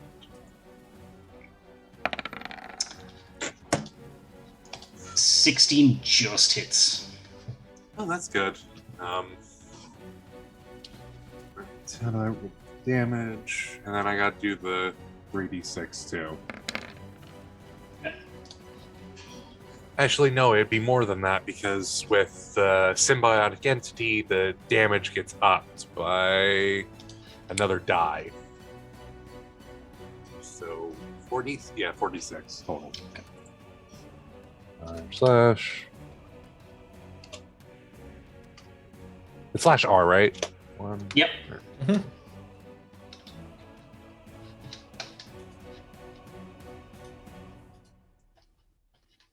So Christina just kind of surrounded by these mixture of thieves and mastiffs, half of which are in a state of, I suppose, distraction, confusion. Christina just lashes out with your flame glaive. And for a total then of, so let's see, 11 plus 9, so 28 points of damage. And top of the bees and spores and... Absolutely, yeah, everything all combined. How would you like to finish this guy off? You know, He thought he got away. Mm-hmm. stab him right through the face and twist the glaive. And then with my reaction, the spores around me are going to bubble up on him. Using fungal infestation. Alrighty. That is gruesome. But is there anything else you'd like to do for the rest of your turn? No, not particularly. Alrighty. Let me see then. A thief that none of you can see at the moment is going to make a move. Let's see, 1, 2, 3, 4, 5, 6. Oh, the thief is still back alive with 1 hit point. Oh yes, yeah, correct. Yeah. Put a different status on him. We'll say this one. Guy's going to come around the corner, make it to about here, and that is with his cunning action. So he has an action, but he's not going to use it to dash just yet. Shadar, your turn. Well, my friends, it seems one of your friends has already met the Raven Queen. Would the rest of you like to meet her as well? And he will. This guy's dead, isn't he? Mm-hmm. No, He's Sorry, I fungalized. thought you killed one. Okay. No, He did die. Yeah, he did. You saw Christina stab this guy in the face, but then a moment later, he became reanimated. Yeah. You've seen this happen before. Yeah, I have. Yeah.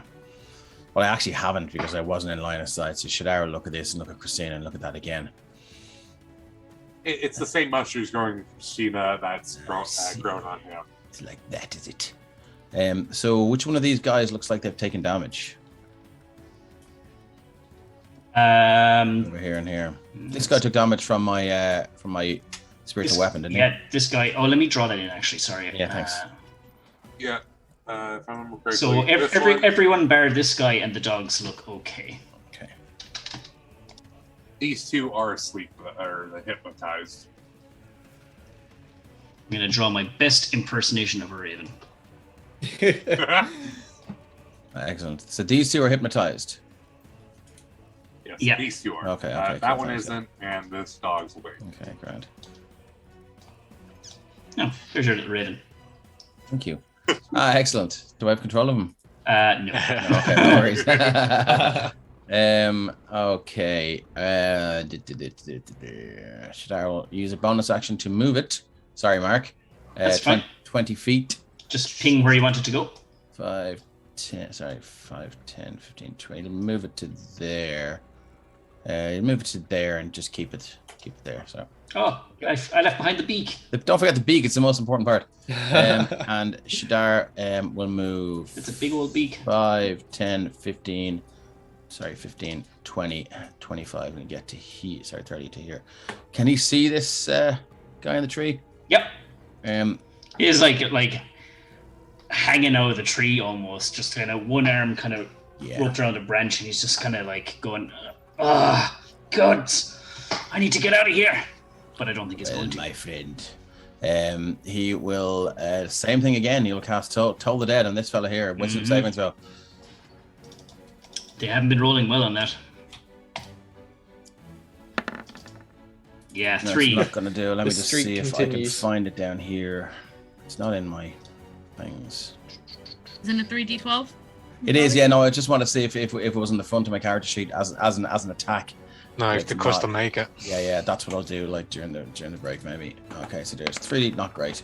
19 plus 4, 23. Shadar, would you like to describe how this poor soul perishes? Yeah, when Shadar says, Hark, the Raven Queen tolls, the bell tolls for thee, my friend.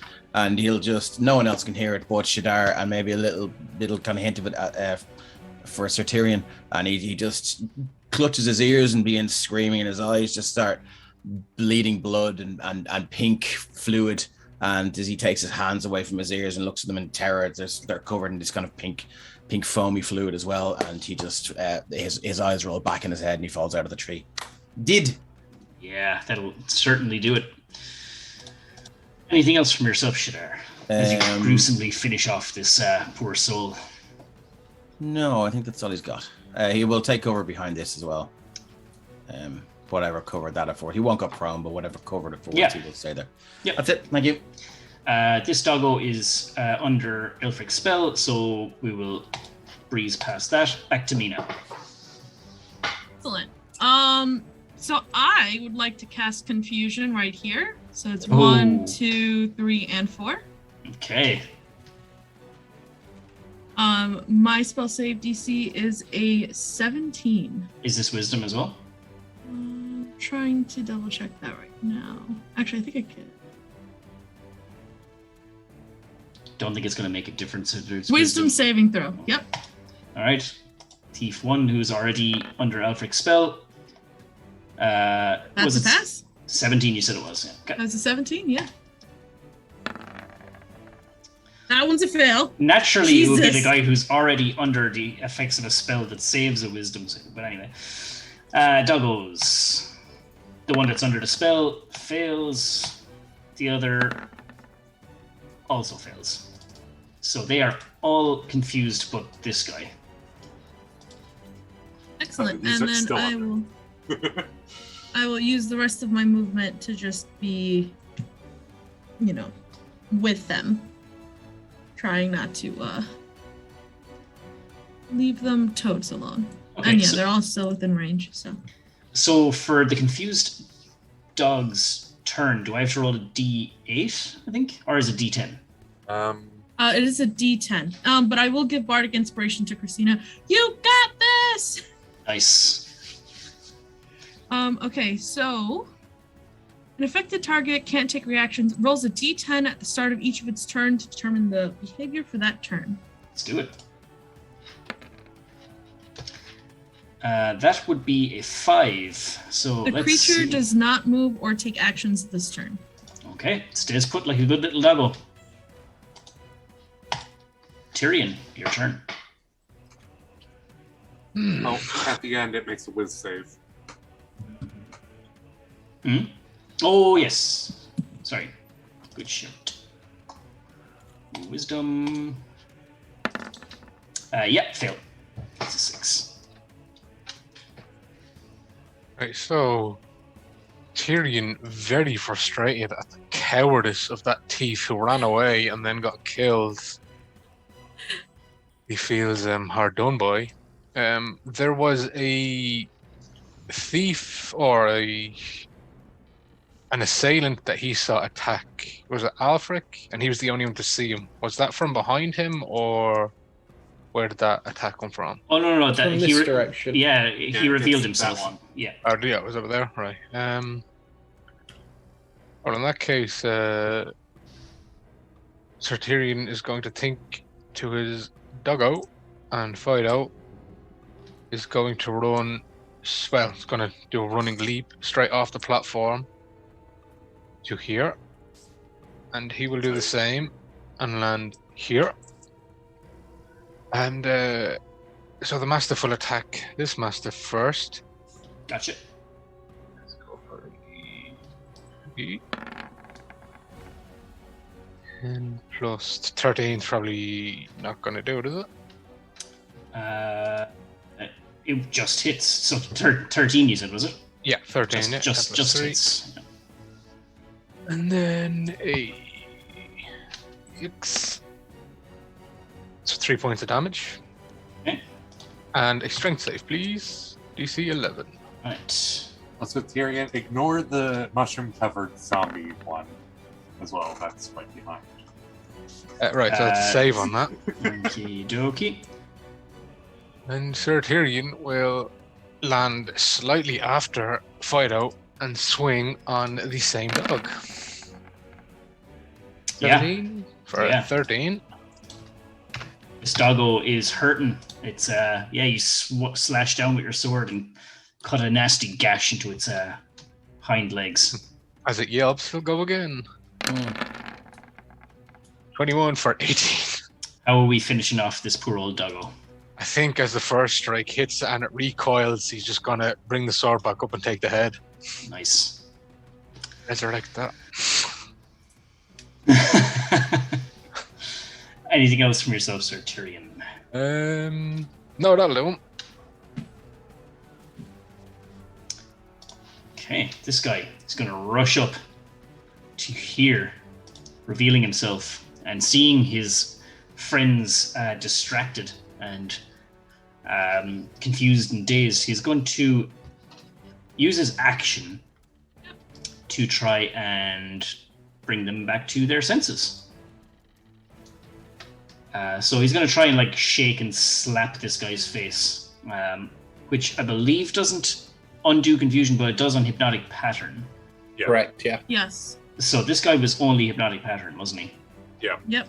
He's going to do the same to this guy who's only confusion, but it has no effect, obviously. He's like, you rotten spellcasters, stab you in the heart and take all your gold. And that is all he's going to do. He's used his action. Now, you rotten, dirty spellcaster, Alfric, what are you going to do? Terribly rude. Which one was it that said that? This dude back here. Well, I'll target him. I think I know what's coming. How healthy is he looking? He's perfectly fine. Well, in that case, we'll bring out the big guns, won't we? Oh, baby. Instead of using my wand, I simply raise my free hand, point with one finger at him, and I cast Disintegrate. Woo! What? Yeah. And I really hope that he doesn't make this dexterity save. Oh, that's their thing, is dexterity. Oh no! Yeah. Yeah, so this green sort of bar of light just sort of blasts past him. Look at all that damage. Ugh. Anything else for your turn, Alfric? No, I think I'll just look rather disappointed. Yeah. Christina's reanimated zombie person. Oh, I didn't mean to click that.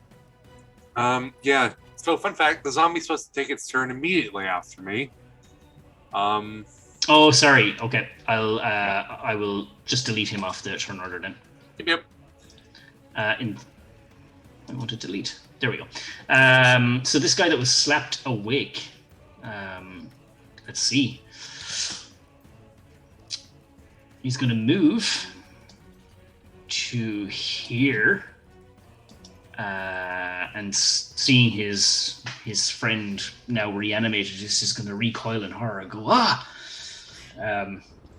and yeah, he's just like not going to attack his reanimated friend. He's going to attack Christina. He won't get advantage on this because he's not flanking. So short sword coming at you. 22. That's it. For 5, but he gets another attack. Should be a 16. Yeah, that's a hit. For 1 point of damage. Jeepers. All right. I still haven't taken any mortal damage yet. So. 10, I'm sure, doesn't hit then. Nope. And that is all he can do. I think you're about to do some mortal damage. Oh, yes. Glaive to the face. Blade face always works.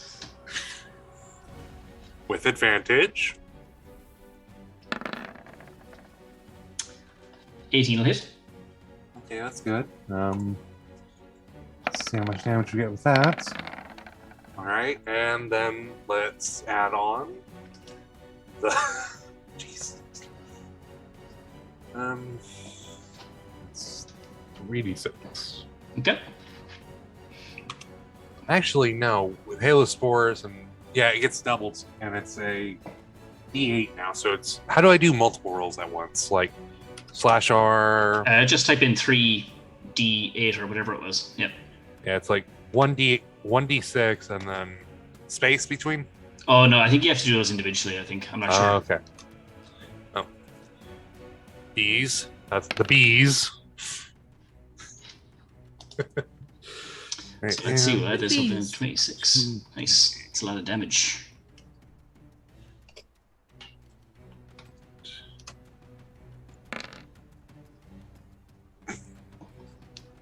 All right. Woo!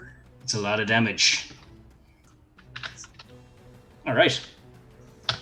Yeah, this guy takes the glaive to the face, slashes him just at the jaw here, and he just and it burns. It's searing hot, and the bees then just swarm around him. He gets a good few stings there, And then this, yeah, absolutely, yeah. the zombie.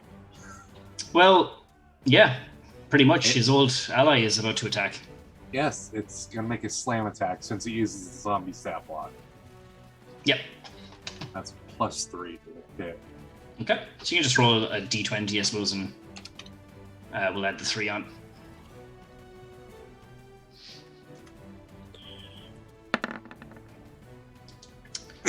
Ooh. Hey, it's not me! It's not me! He's still going to roll the critical fumble, so roll a d100. See what happens. I'm glad it's not me. So, 73. So you lunge past an enemy, exposing yourself to his attack. The enemy you are attacking is able to use the reaction to perform an attack of opportunity. So he's going to try and hit back. Do it. Attack your teammate. Feel mortally terrible. 21. Putting him out of his misery, you pervert of a natural way. I think that'll finish off your zombie friend. Yep. Alrighty then. This thief back here is confused. He is. So I would need a d10. It's a 7. The creature uses its action to make a melee attack against a randomly determined creature within its reach. That is just one person. There you go. Do. Oh, that was so... Well, he uses its whole action, so... Oh, Does it? Or is it just one? Well, let's assume it's the whole action. They're all I'll assume it's the whole action. all miss. Come on! Shadar. Shadar will move 5, 10, 15, 20, 25, 30, and he will move his spirit guard, sorry, not a spirit guardian, his spiritual weapon, to 20 feet to there as a bonus action. I think that's it. He can't make an attack with it as well. I think, let me just double check. Is it your action to attack with it? I don't know. It's usually a bonus action to attack with it, but I think you can use a bonus action to move instead. Yeah. So let's just say it is. And he is going to... Can he see anything else from this? Well, the dynamic lighting would say no. No. And he will yet again hold out his hand. His eyes roll back in his head, and he'll cast Toll the Dead on this unfortunate fellow here. So he's a wisdom saving throw. Oh, sorry. Mark, you got to do a wisdom saving throw for the end of that guy's turn. Oh yeah. I'll presume that this is the wisdom. Yeah, he fails that, and this is Yeah. what Shadar's told to dead. So this is 3d12 and 1d8. Fail both. Because I should have been running. Doing a 1d8 as well. Okay. So here's Sorry, is he damaged? No. No, then I think it's 3d8 then. Let me just double check. Both of these guys I'll throw are it out totally there. fine. Yes, it's 3d8 if he's not been damaged. So 48 total. 48, yeah. That'll be 15 points of necrotic damage. That'll do, yeah, and much the same as the poor unfortunate in the tree, yeah, you see the life just drain out of him as you all hear that faint ringing of a bell. Oh, Reprobate Beta Gamer says spiritual weapon can attack after a move. Oh, nice. So Okay. I'll, Let's go for it, yeah. Yeah, cool. Let me just pull it up here. Thank you very much. A big old bonk. A big old bunk. Raven There you bunk. go. Coming at you. That is a 20. Yep. For 7 radiant. Sorry, 6 force, not 7 radiant. I don't get the extra 7. It's a hit. Let it strike. Thank you, Reprobate Bamer. Yeah, Bamer. thank you. Thank you. Thank you. This doggo is confused, so it's rolling a d10. Yeah. That is a 9. Creature can act and move normally.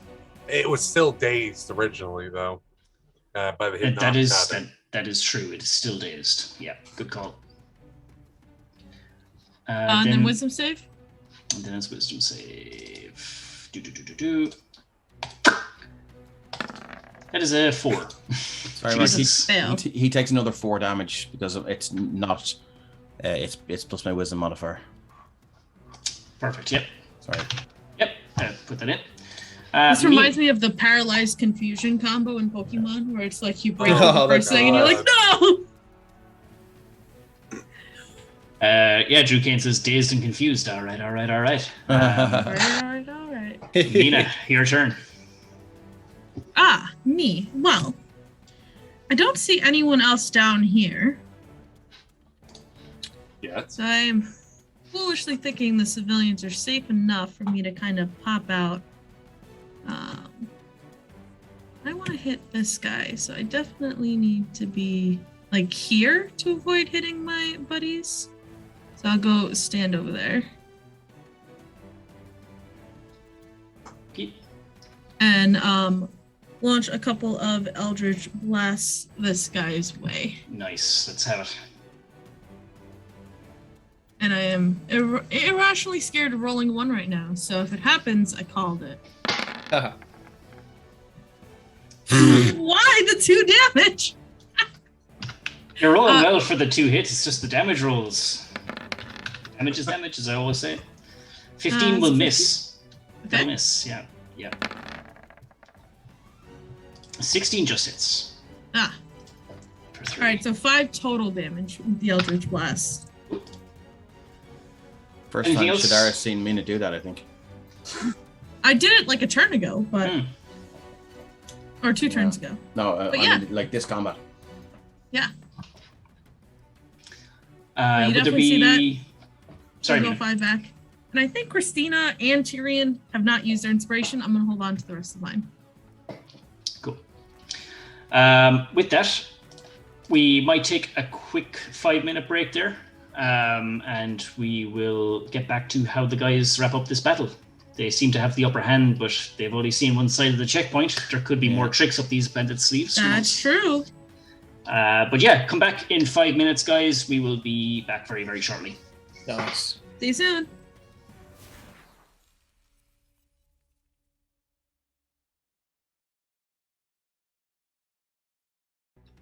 Woo. Welcome back, everyone. Hello. We are still in the heat of battle here, and we have a few confused dogs, a few confused bandits, but everyone still in the thick of battle. So let's see how it turns out. Tyrion, it is up to you next. Well, seeing the first doggo drop, and I'll tag your one here actually in this purple color. Actually, that doesn't bode well given the name of the campaign. Let's go green. Oh, it's purple and green. Are these 2 bandits here still under the effects of magic? This guy is still under the effects. This guy is not, and this guy is not. Right, well, seeing how unique Christina is currently looking and acting, Sir Tyrion will speak some abyssal, and Fido will go flying to the other side of this aware bandit and make an attack. Oh, here we go. Nice. So let's go for D20. Nope. He overshoots and skids on the sand as Sir Tyrion will attempt to slice him. 27 Yeah. It's more like it. for 17 points, and then let's go again. Oh. Hey. Well, everyone in the world knows what happens when a paladin crits. Yep. Where is the button? The big red button.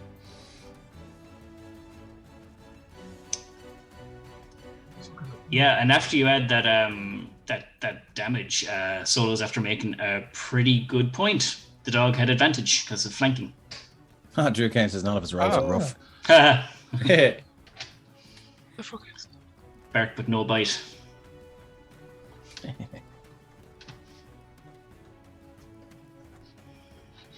So let's Divine see. Smite is genuinely gone off my fucking spell list. Torm has abandoned you, my brother. What is a paladin without his smites? Right, well, I'll just roll 48, seeing as roll 20's decided to remove my smite.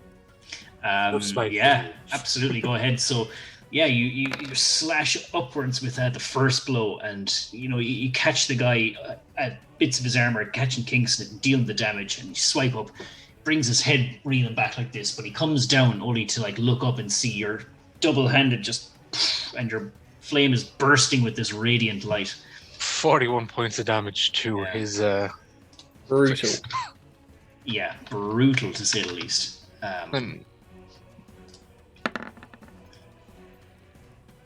So Fido makes it with a 19. Yeah, that's another hit. 6 for 2 points of damage. Hey, every little helps. Damage is damage. This guy is looking beat the fuck up now. And a strength save.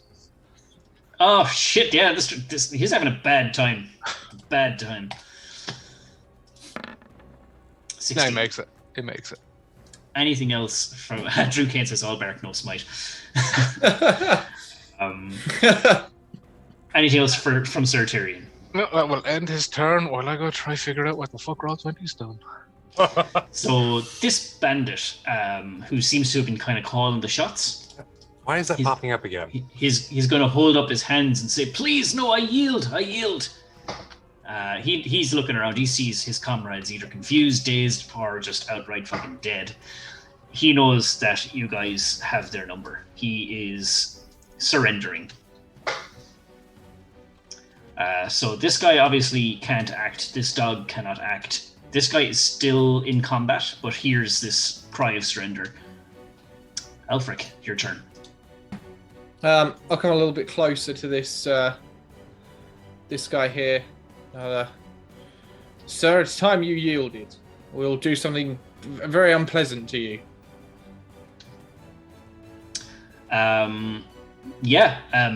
He's gonna just look at Christina, who's just in this kind of hulking kind of Here, wait, let me grab my walking stick.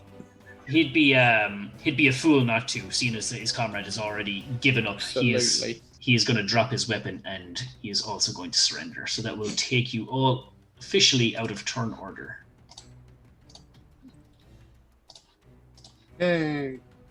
First things first, I'm going back to the civilians, making sure they're okay. They should be, unless they did something stupid, but just double checking. They're a little bit shaken. They're not used to this kind of action, but they are unharmed. Unharmed. Yeah. And I will,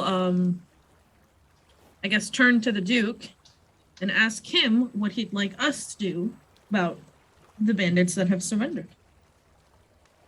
If you guys are talking to them, you can go first. That was just what Mina was doing.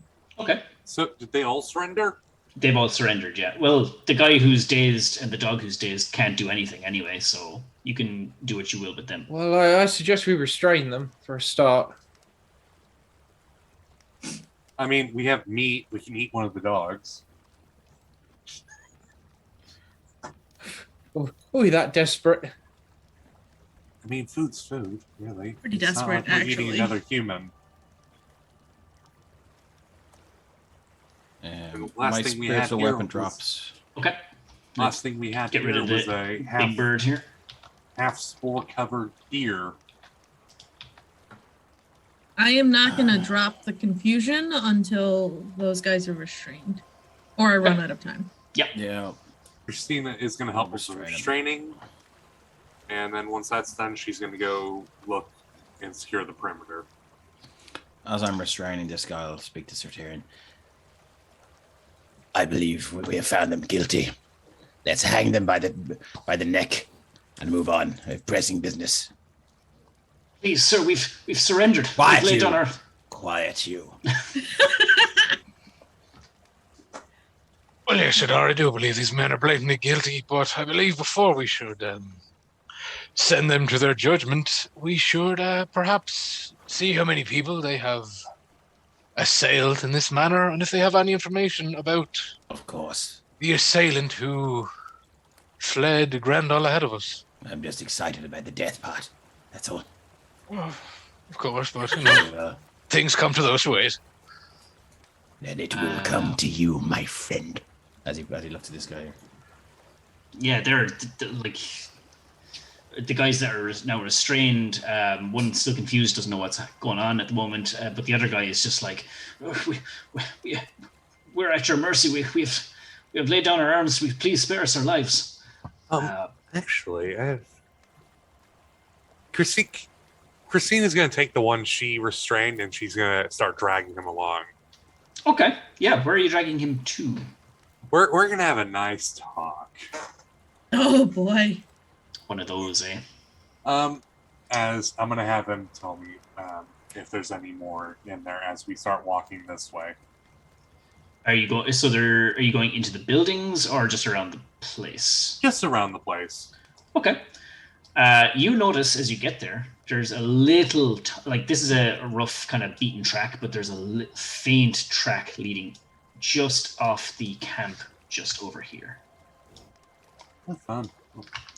Get over here, wounded thing, as a giant mushroom creature carries you by the collar. Okay.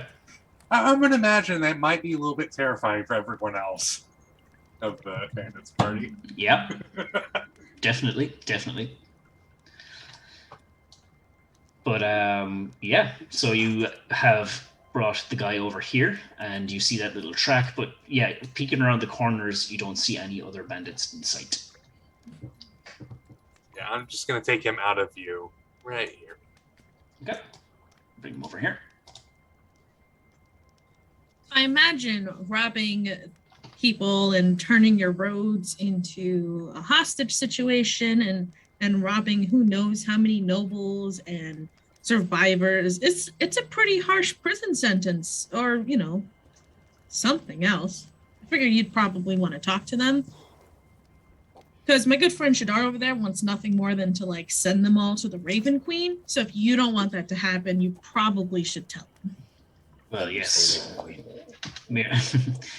Yeah, she heard that from all the way over there. The Duke is going to step forward and say, well, thievery is not a death sentence in my dukedom, but we shall talk and see what they have done with the people they've stopped at this checkpoint and stolen from, and what happened to the company that was manning this post, my men. For if something sinister is to happen to them, then surrender or no, they will be hanged. Oh, Shadar. Yeah, so Shadar, as you walk around the corner, you see Christina and the guy, and you also see that little faded path leading down this way, and there doesn't seem to be anyone else around. Carry on, Christina. Where's the door to this place? It is right there. There, okay, I'll go from those. Investigate for any very obvious traps. Shadars are very limited. Okay, go ahead and roll investigation. Oh, what is it? That's +1. Not bad. Yeah, would you believe?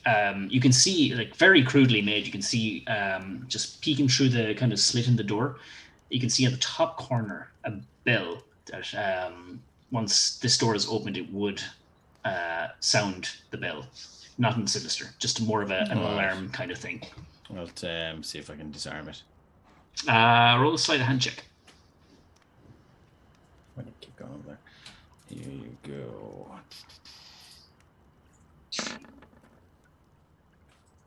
Yeah, so you kind of get like something very thin, something very flat, and you just kind of gently just push the bell, kind of like it's kind of hanging on this string. You just use it to push it aside and gently open the door enough that you can now push it fully open if you wish without sounding the bell. I sure will. Yep. So without a sound, you open Step the door. aside. Yeah. So you see inside here, there's no wooden floor. No, I think this shack is very crudely built. You do see a tattered old rug that is kind of in the center of this kind of starting to dry, kind of brownish kind of grass. You see then further in what looks to be maybe like a little kind of office, or maybe like a kind of, I suppose, somewhere where the leader of the guards may kind of keep their notes for reports of other patrols kind of passing to and from. You would have seen outposts like these before. So you're kind of assuming this is where an awful lot of the kind of administrative side of things happens, whereas the other building across the way would be used for maybe like an armory or sleeping quarters, things like that. Kick up the rug and see if there's anything under it. Absolutely. As tradition. Absolutely nothing. And walk in here and then examine the area and then leave it to the rest of the guys. Okay. Roll an investigation check once again. Investigation +1. 3. Yeah, you just kind of give it, a little once over. Nothing of note. Nope. That's me. Okay. Anyone else? Is there any sign of much fungal infestation, or are we far enough away from the town? Apart excluding Christina's own the violet kind. There's bits and pieces. It's very sporadic at this point, though. Okay. This was the impromptu leader, was it? Yeah. This guy here. So have me and the Duke walked up at this point? I assume we have. Sure. Yeah. I'll drag him up here. Boop. So he will say to Tyrion, we must get to the bottom of their crimes and choose a punishment suited to them. Indeed. You can tell me now, and your decision will either save or end your life. How long have you been attempting to rob people in this manner? It's been not even a week. 5 days. 5 days most. 5 days. So that means you would have noticed the guard change for Grendahl coming 3 days ago. What did you do with them? No, sir. Nope. Good point. No, sir. Have not. Nope. No one. Not many people have passed through here. I was suspicion you may be lying. Can roll insight if you like. Let's give it a go. No. If Tyrion's not going to, I would like to.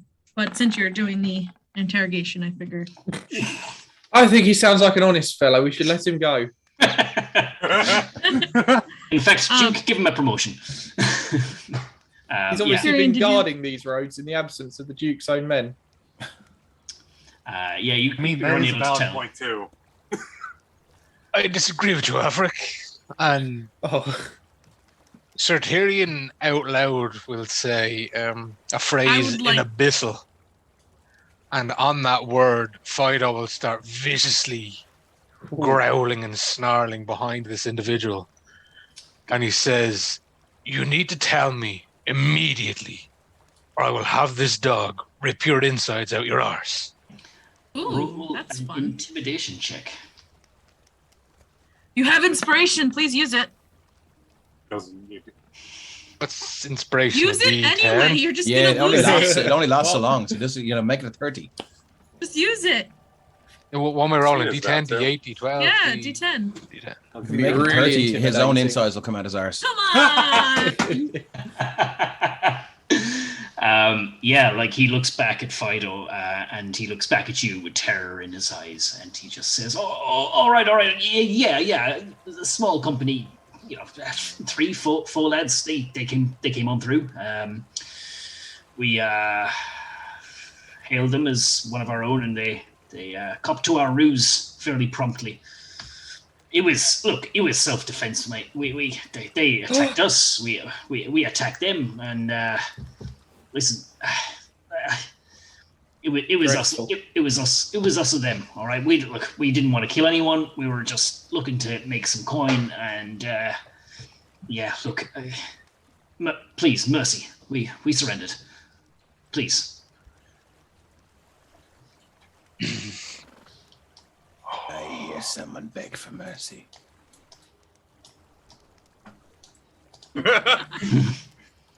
Outsteps the executioner then. Shadar gets an exclamation mark on his head. Whee! Another case of self-defense.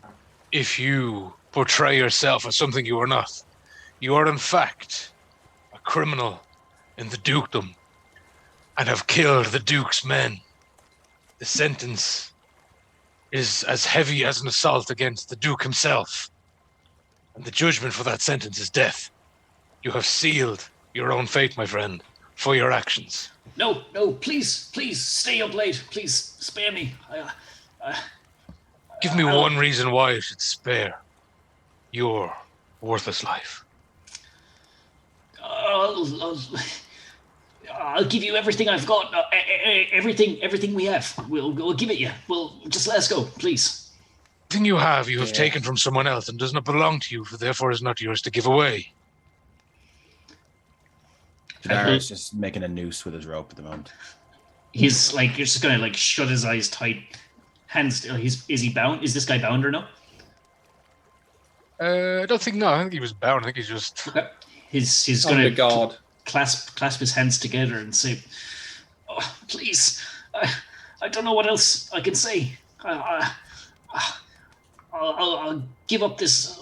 I'll give up this life if I'll change everything. You will give up this life, my friend. You certainly will. Very poor choice of words. Yes.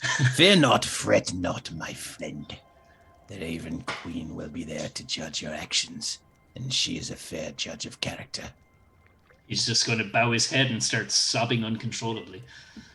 Duke Alvarez, do you wish us to put this man out of his misery now, or would you like a public execution to lift the spirits of your peoples? You'll just, you'll see Duke Fenwell just with a gentle shake of the head. He was like, his pitiful life. I will not have his blood sully the streets of my towns. Leave him out here to rot. What? No wonder. Wants us to kill him here, Shadar. No, all right. I thought he meant to set him free. I was like, I thought this is kind of like what you wanted to do, but okay. No, sure, I wanted to have more of a. Very well. Do as you will, Sir Tyrion. Well, and I think Tyrion, the sword of the rope. I don't see any good hanging trees. That one looks pretty good.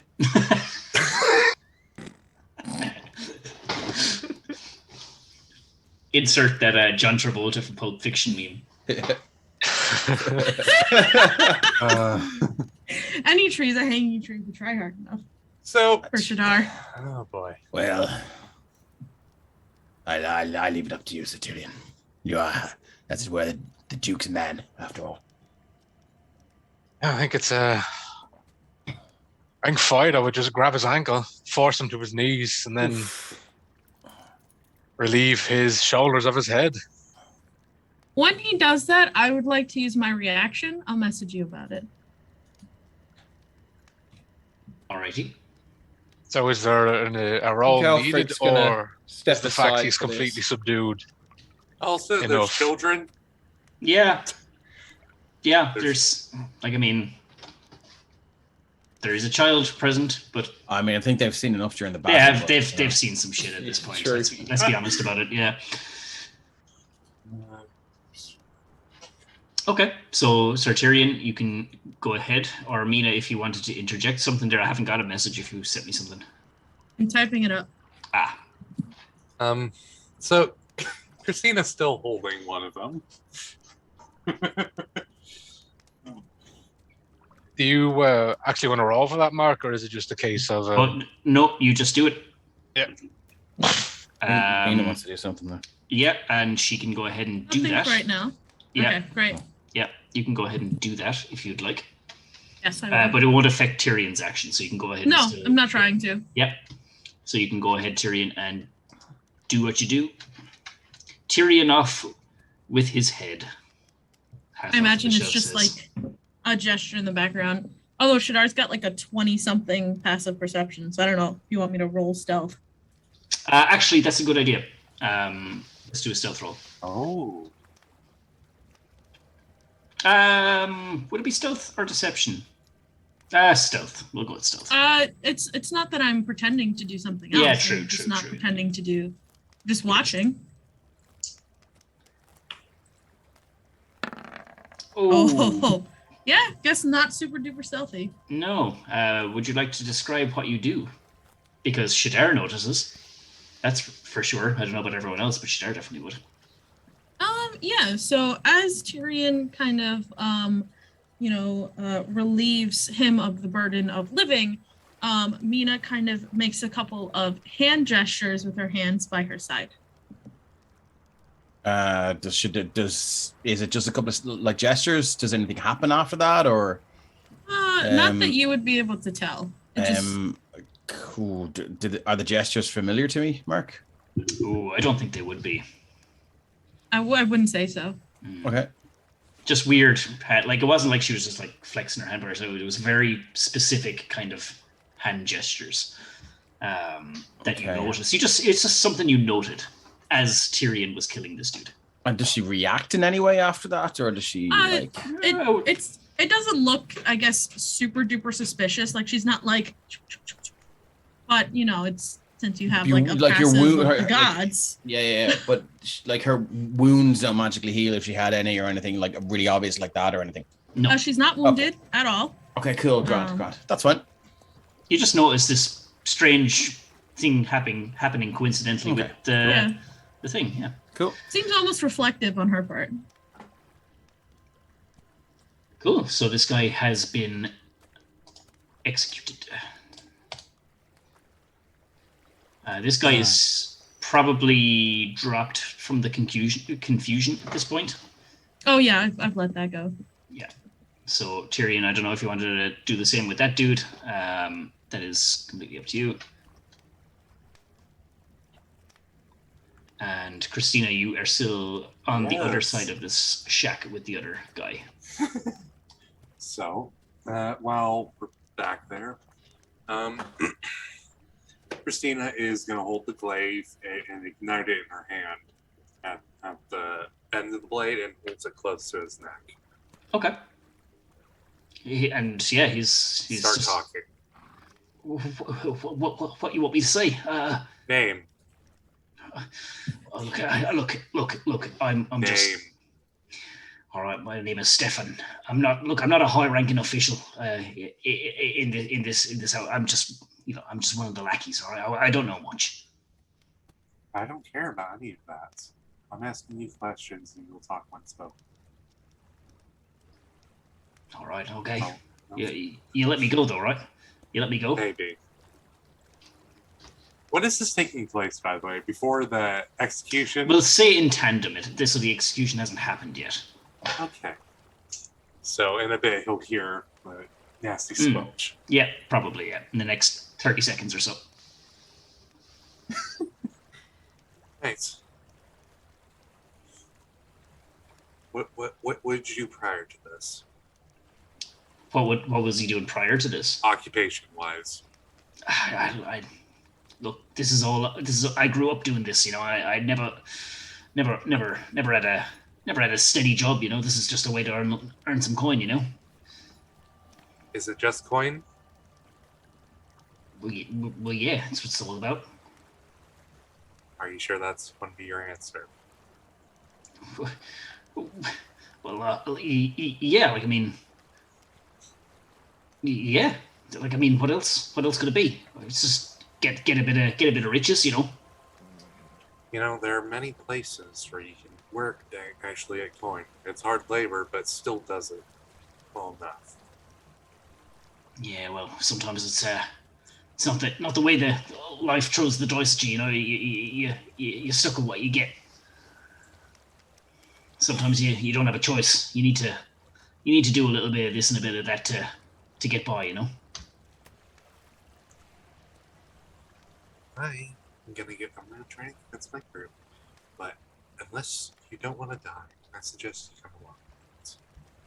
I come what? Sorry. Come along with it. Like, do as I say. As I'm gonna press the glaive a little bit closer so that he can feel the blistering heat coming from the glaive. Yeah, he's just gonna cry out. He's like, please stop. How bad is he? How injured is he looking? Because I know I've hit him. Yeah, he's like he has definitely a few wounds. He's not he's okay. Like, he's not great, but he's not on death's door either. Okay. I am going to strip him of his armor. Okay. Yep. And at that time, I'm pretty sure once that's done, the squelch. That happens. Yeah, absolutely. Yeah. Well, it seems they're going ahead with things. So you're just gonna leave him as is, armorless? No, I'm still gonna be talking to him. Okay. I am gonna do a quick medicine check on him, see how deep the wounds are going. So which direction are you going? You'll see. Okay. I just want to see how deep the wounds are. Oh, sorry. I thought you said you were. Never mind. I misheard. You want to see how deep his wounds are? Yeah, because I know I roughed him up a good bit. Yeah, like, I mean, he has some definite. Some definite gashes. One kind of. And definitely charred up too. Yeah, like a little bit. Yeah, for sure. I suppose a lot of the wounds that he would have are kind of burned up immediately. At this point, my wild shape and the animal beast nature is going to drop in. A whole bunch of mushrooms are just going to start falling off my body. Okay. Just back to normal. Just, oh, look, food. Let's be honest, Christina was never normal. Oh, yeah. What is... I suppose he's very unsure what's happening here. You've stripped him of his armor, and then this happens, and he's just like, what the devil are you? Freak, if you will. And what happens next? Well, I am going to persuade him to start following. Because what I'm thinking is, if he starts following along and agrees to assist, and at the point of being easily killed at any point, I don't know. Christina's just trying to do a little bit of good, and albeit a bad way. Okay. Not sure I really understand what you're getting at, though. Just trying to, like... Slave! Oh, now. Okay, all right, okay. So you kind of have him like at the neck with your glaive, and he's very, I suppose, suggestive to your. Do not start that. I read the chat. That's what it sounds like. I'll be honest with you, Miss John Raven. I'm over here like, okay. The real thing is, does Shadar hear this with his godly perception? Because.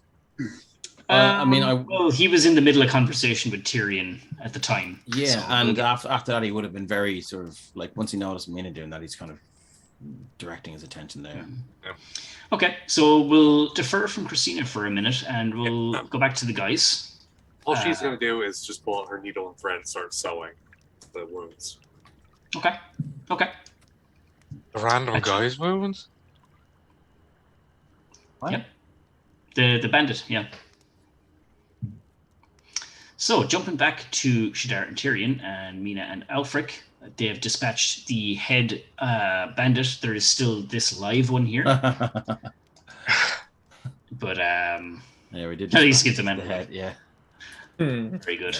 My Very good. friend. Did the confusion drop before or after the leader was That sentenced? is up to Mina. That's at the time. Probably before, just given that, it was at least, 12, 18 seconds in the combat and then walking up with the Duke and that conversation. So it definitely dropped before. Right. Well, then Tyrion will turn to this one and say, "You have seen what happened to your superior for his honesty. He had no information to tell, or at least he wasn't willing to. You have the opportunity to save yourself. Tell us who sent you here. Was it a higher power or this fool?" Shadar will start giving him last rites. Okay. In a kind of an attempt to intimidate. Yeah. He's like just seeing his superior executed in front of him is enough to have him just blurt out absolutely everything. He says to Tyrion, "Look, I was just following orders, right? We spotted that there was only 3 Fenwell guards here. We took over the outpost. We killed the guys and we threw them into we threw them down a little bit outside the outpost, down towards the south. It wasn't my call, all right. And then a couple of days later, another company of them coming up said they were heading to Grendahl.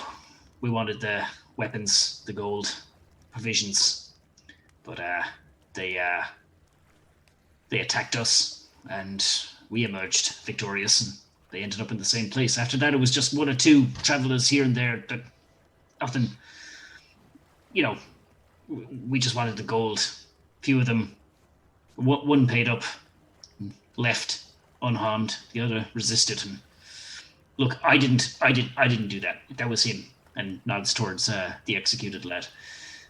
Says it was all him. He's a flippin' psychopath. No, my friend, he is a corpse. I am a psychopath. Look, gods, please, be merciful. He was nothing but a skid mark in the underpants society of Fenwell. Look, I'm just following orders. You gotta let me go. Just following orders. You see, you have just admitted to the murder of at least 8 innocents. You killed the men on duty manning this barricade, and then you killed the 4 men going up to Grendahl in defense of this dukedom. And then you admitted to killing an 8th innocent who was simply traveling the lands. I didn't do it though. I didn't strike that blow. Please throw me in the dungeons. Let me rot in there. Just don't kill me out here. I couldn't. Please. Sir Tyrion, I believe the Duke has already delivered the sentence. Let us carry it out and be gone. Sir Tyrion will turn rattling as Shadar is saying this and just look at the Duke. And he's looking over at him more like for the old Roman. He's looking for the Emperor's thumbs down. Yeah, he'll give you that nod to say, do it. Without even looking back, it's just the right hand extends it with his fury. Shadar takes a step back. And he's gone. He's dead. I'm keeping an eye on Mina. Did the same thing happen again? No. No, okay. No. So that does it for the bandits that have taken over this outpost. Explains why the company of Fenwell Guards didn't make it up to Grendahl. You guys are free to roam around if you like, or head on, or do what you like. I'll check. There's still a dog there, by the way. Yeah, I'm gonna assume that the dog is just like tied down. Well, there's something that's, if it's not going to attack us, Sir Tyrion's not going to execute a dog. I was wondering where Christina's gone. Shadar, you're in what would be the soldiers' quarters. There you see a little kind of like a sleeping area and a little kind of, I suppose, dining area, I suppose. And in the corner, you can just see thrown away boxes of rations, provisions, things like that. It's starting to stink up a little bit in there. Oh, so they're spoiled, are they? Yeah. I will.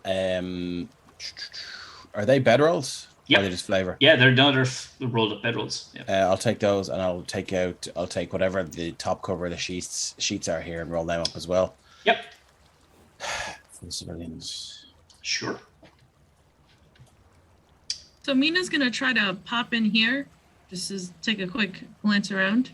Yeah, so this is as Shadar kind of explored already this is where the captain of the guard would have done most of his kind of, taking note of who kind of came to and from, all that kind of thing. You see a few weapons, little bit on the roughish side, but they're still combat ready. Yeah, she's not super interested as what's in the room so much as what's not in the room, which is the others. She's kind of going to hold her hand out like this, flip it over, just trying to make sure that, whatever she did worked. And then satisfied with the fact that it has, she's just going to walk back out, find a tree stump, sit down until everyone's ready to go. Okay. As you go over to that tree stump, you see Christina with a kind of half derobed bandit. And she has a glaive pointed at his neck. What are you doing? Sewing. Kinky. Sewing? That's right. You do, as you approach, you can see that she is tending to the bandit's wounds. I hate to break it to you, but the Duke has kind of ordered... The bandit pipes up. The Duke has ordered... Was that... Me too? No, please. You can't.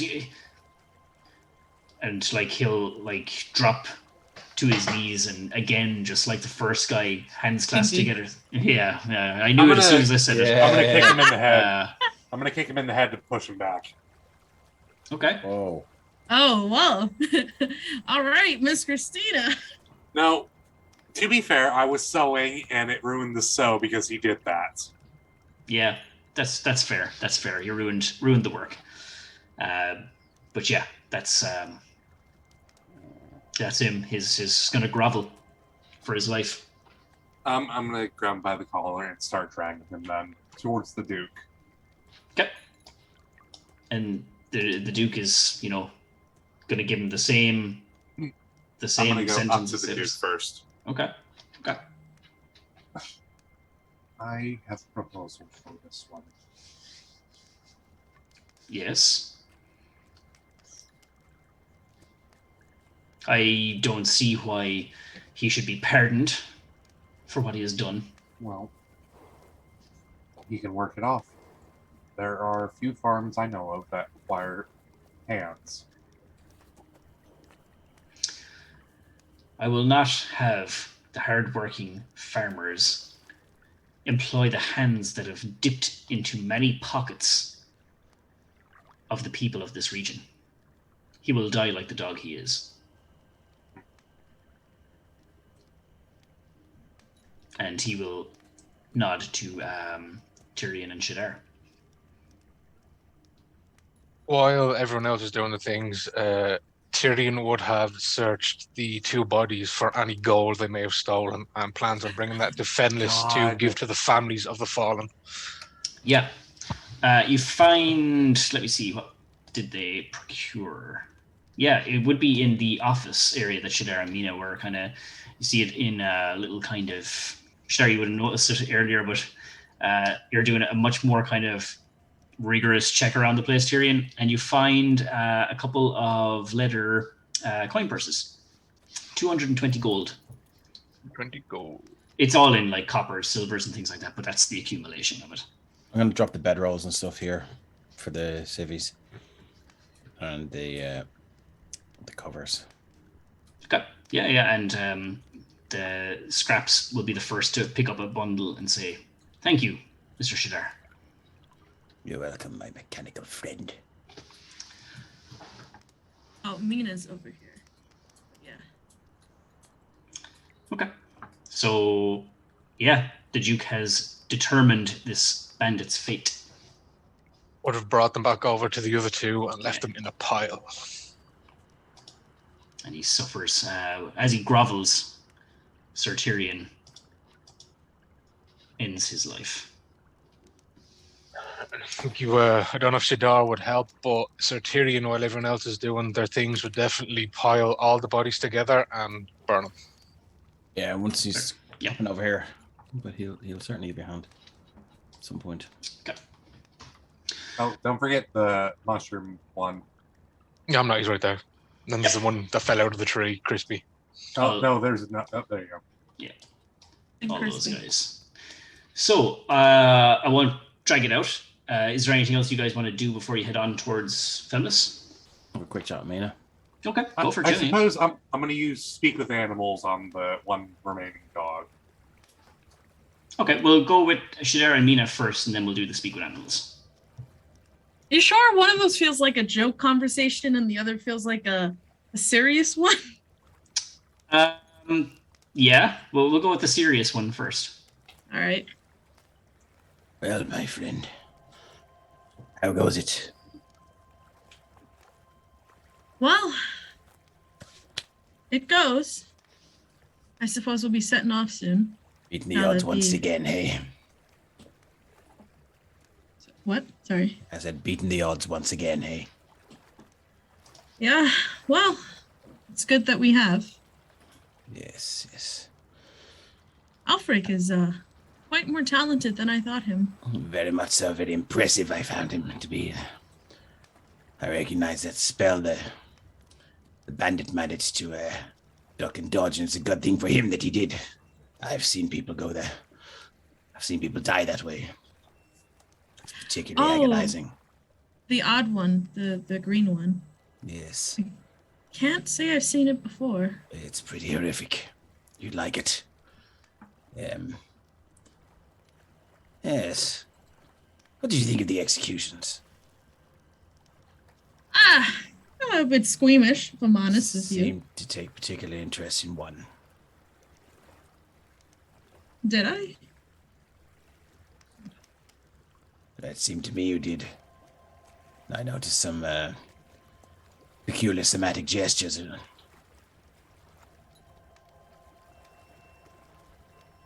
I'm sure you're looking too far into it. I don't think I've been that close to an execution before. It's unnerving. And you and Sir Tyrion were quite excited about it. Well, not excited. Just eager to have it done with so we could press on. I think you specifically said that you liked the death part. It was a morbid joke, my friend. I'm more interested in... I've seen somatic gestures before.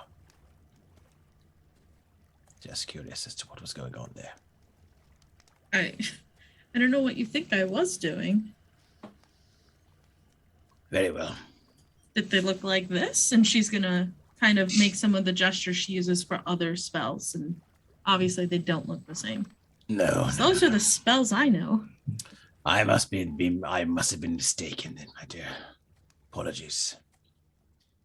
I mean, adrenaline after a fight. I'm probably twitched when, Sir Tyrion just killed him. Probably was that, wasn't it? You guys seem a bit more warforged than I am. Indeed. Should I leave with that? Jump over to Christina then. Mina definitely narrows her eyes as Shadar walks away. Cool. Yeah, speak with animals on the one remaining dog. All right, yeah. So you cast the spell, and the moment you complete the components of the spell, you can hear this dog kind of just like, Master is gone. What do? Come here. I'm gonna hold my hand forward. I'm not gonna hurt you. No, scary. Not trust. Master says bite those who you don't trust.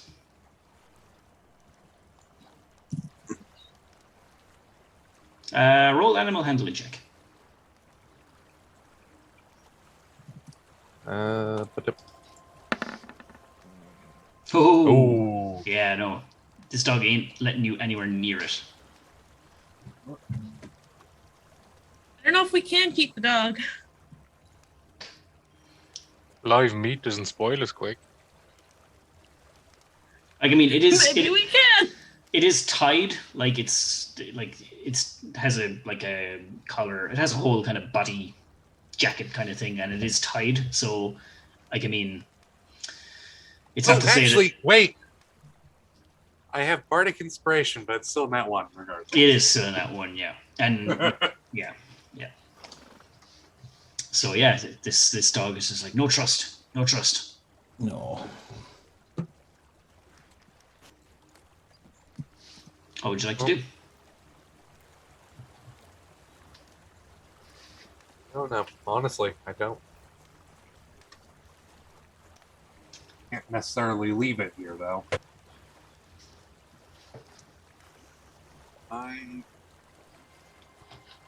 Does there seem to be any rope nearby?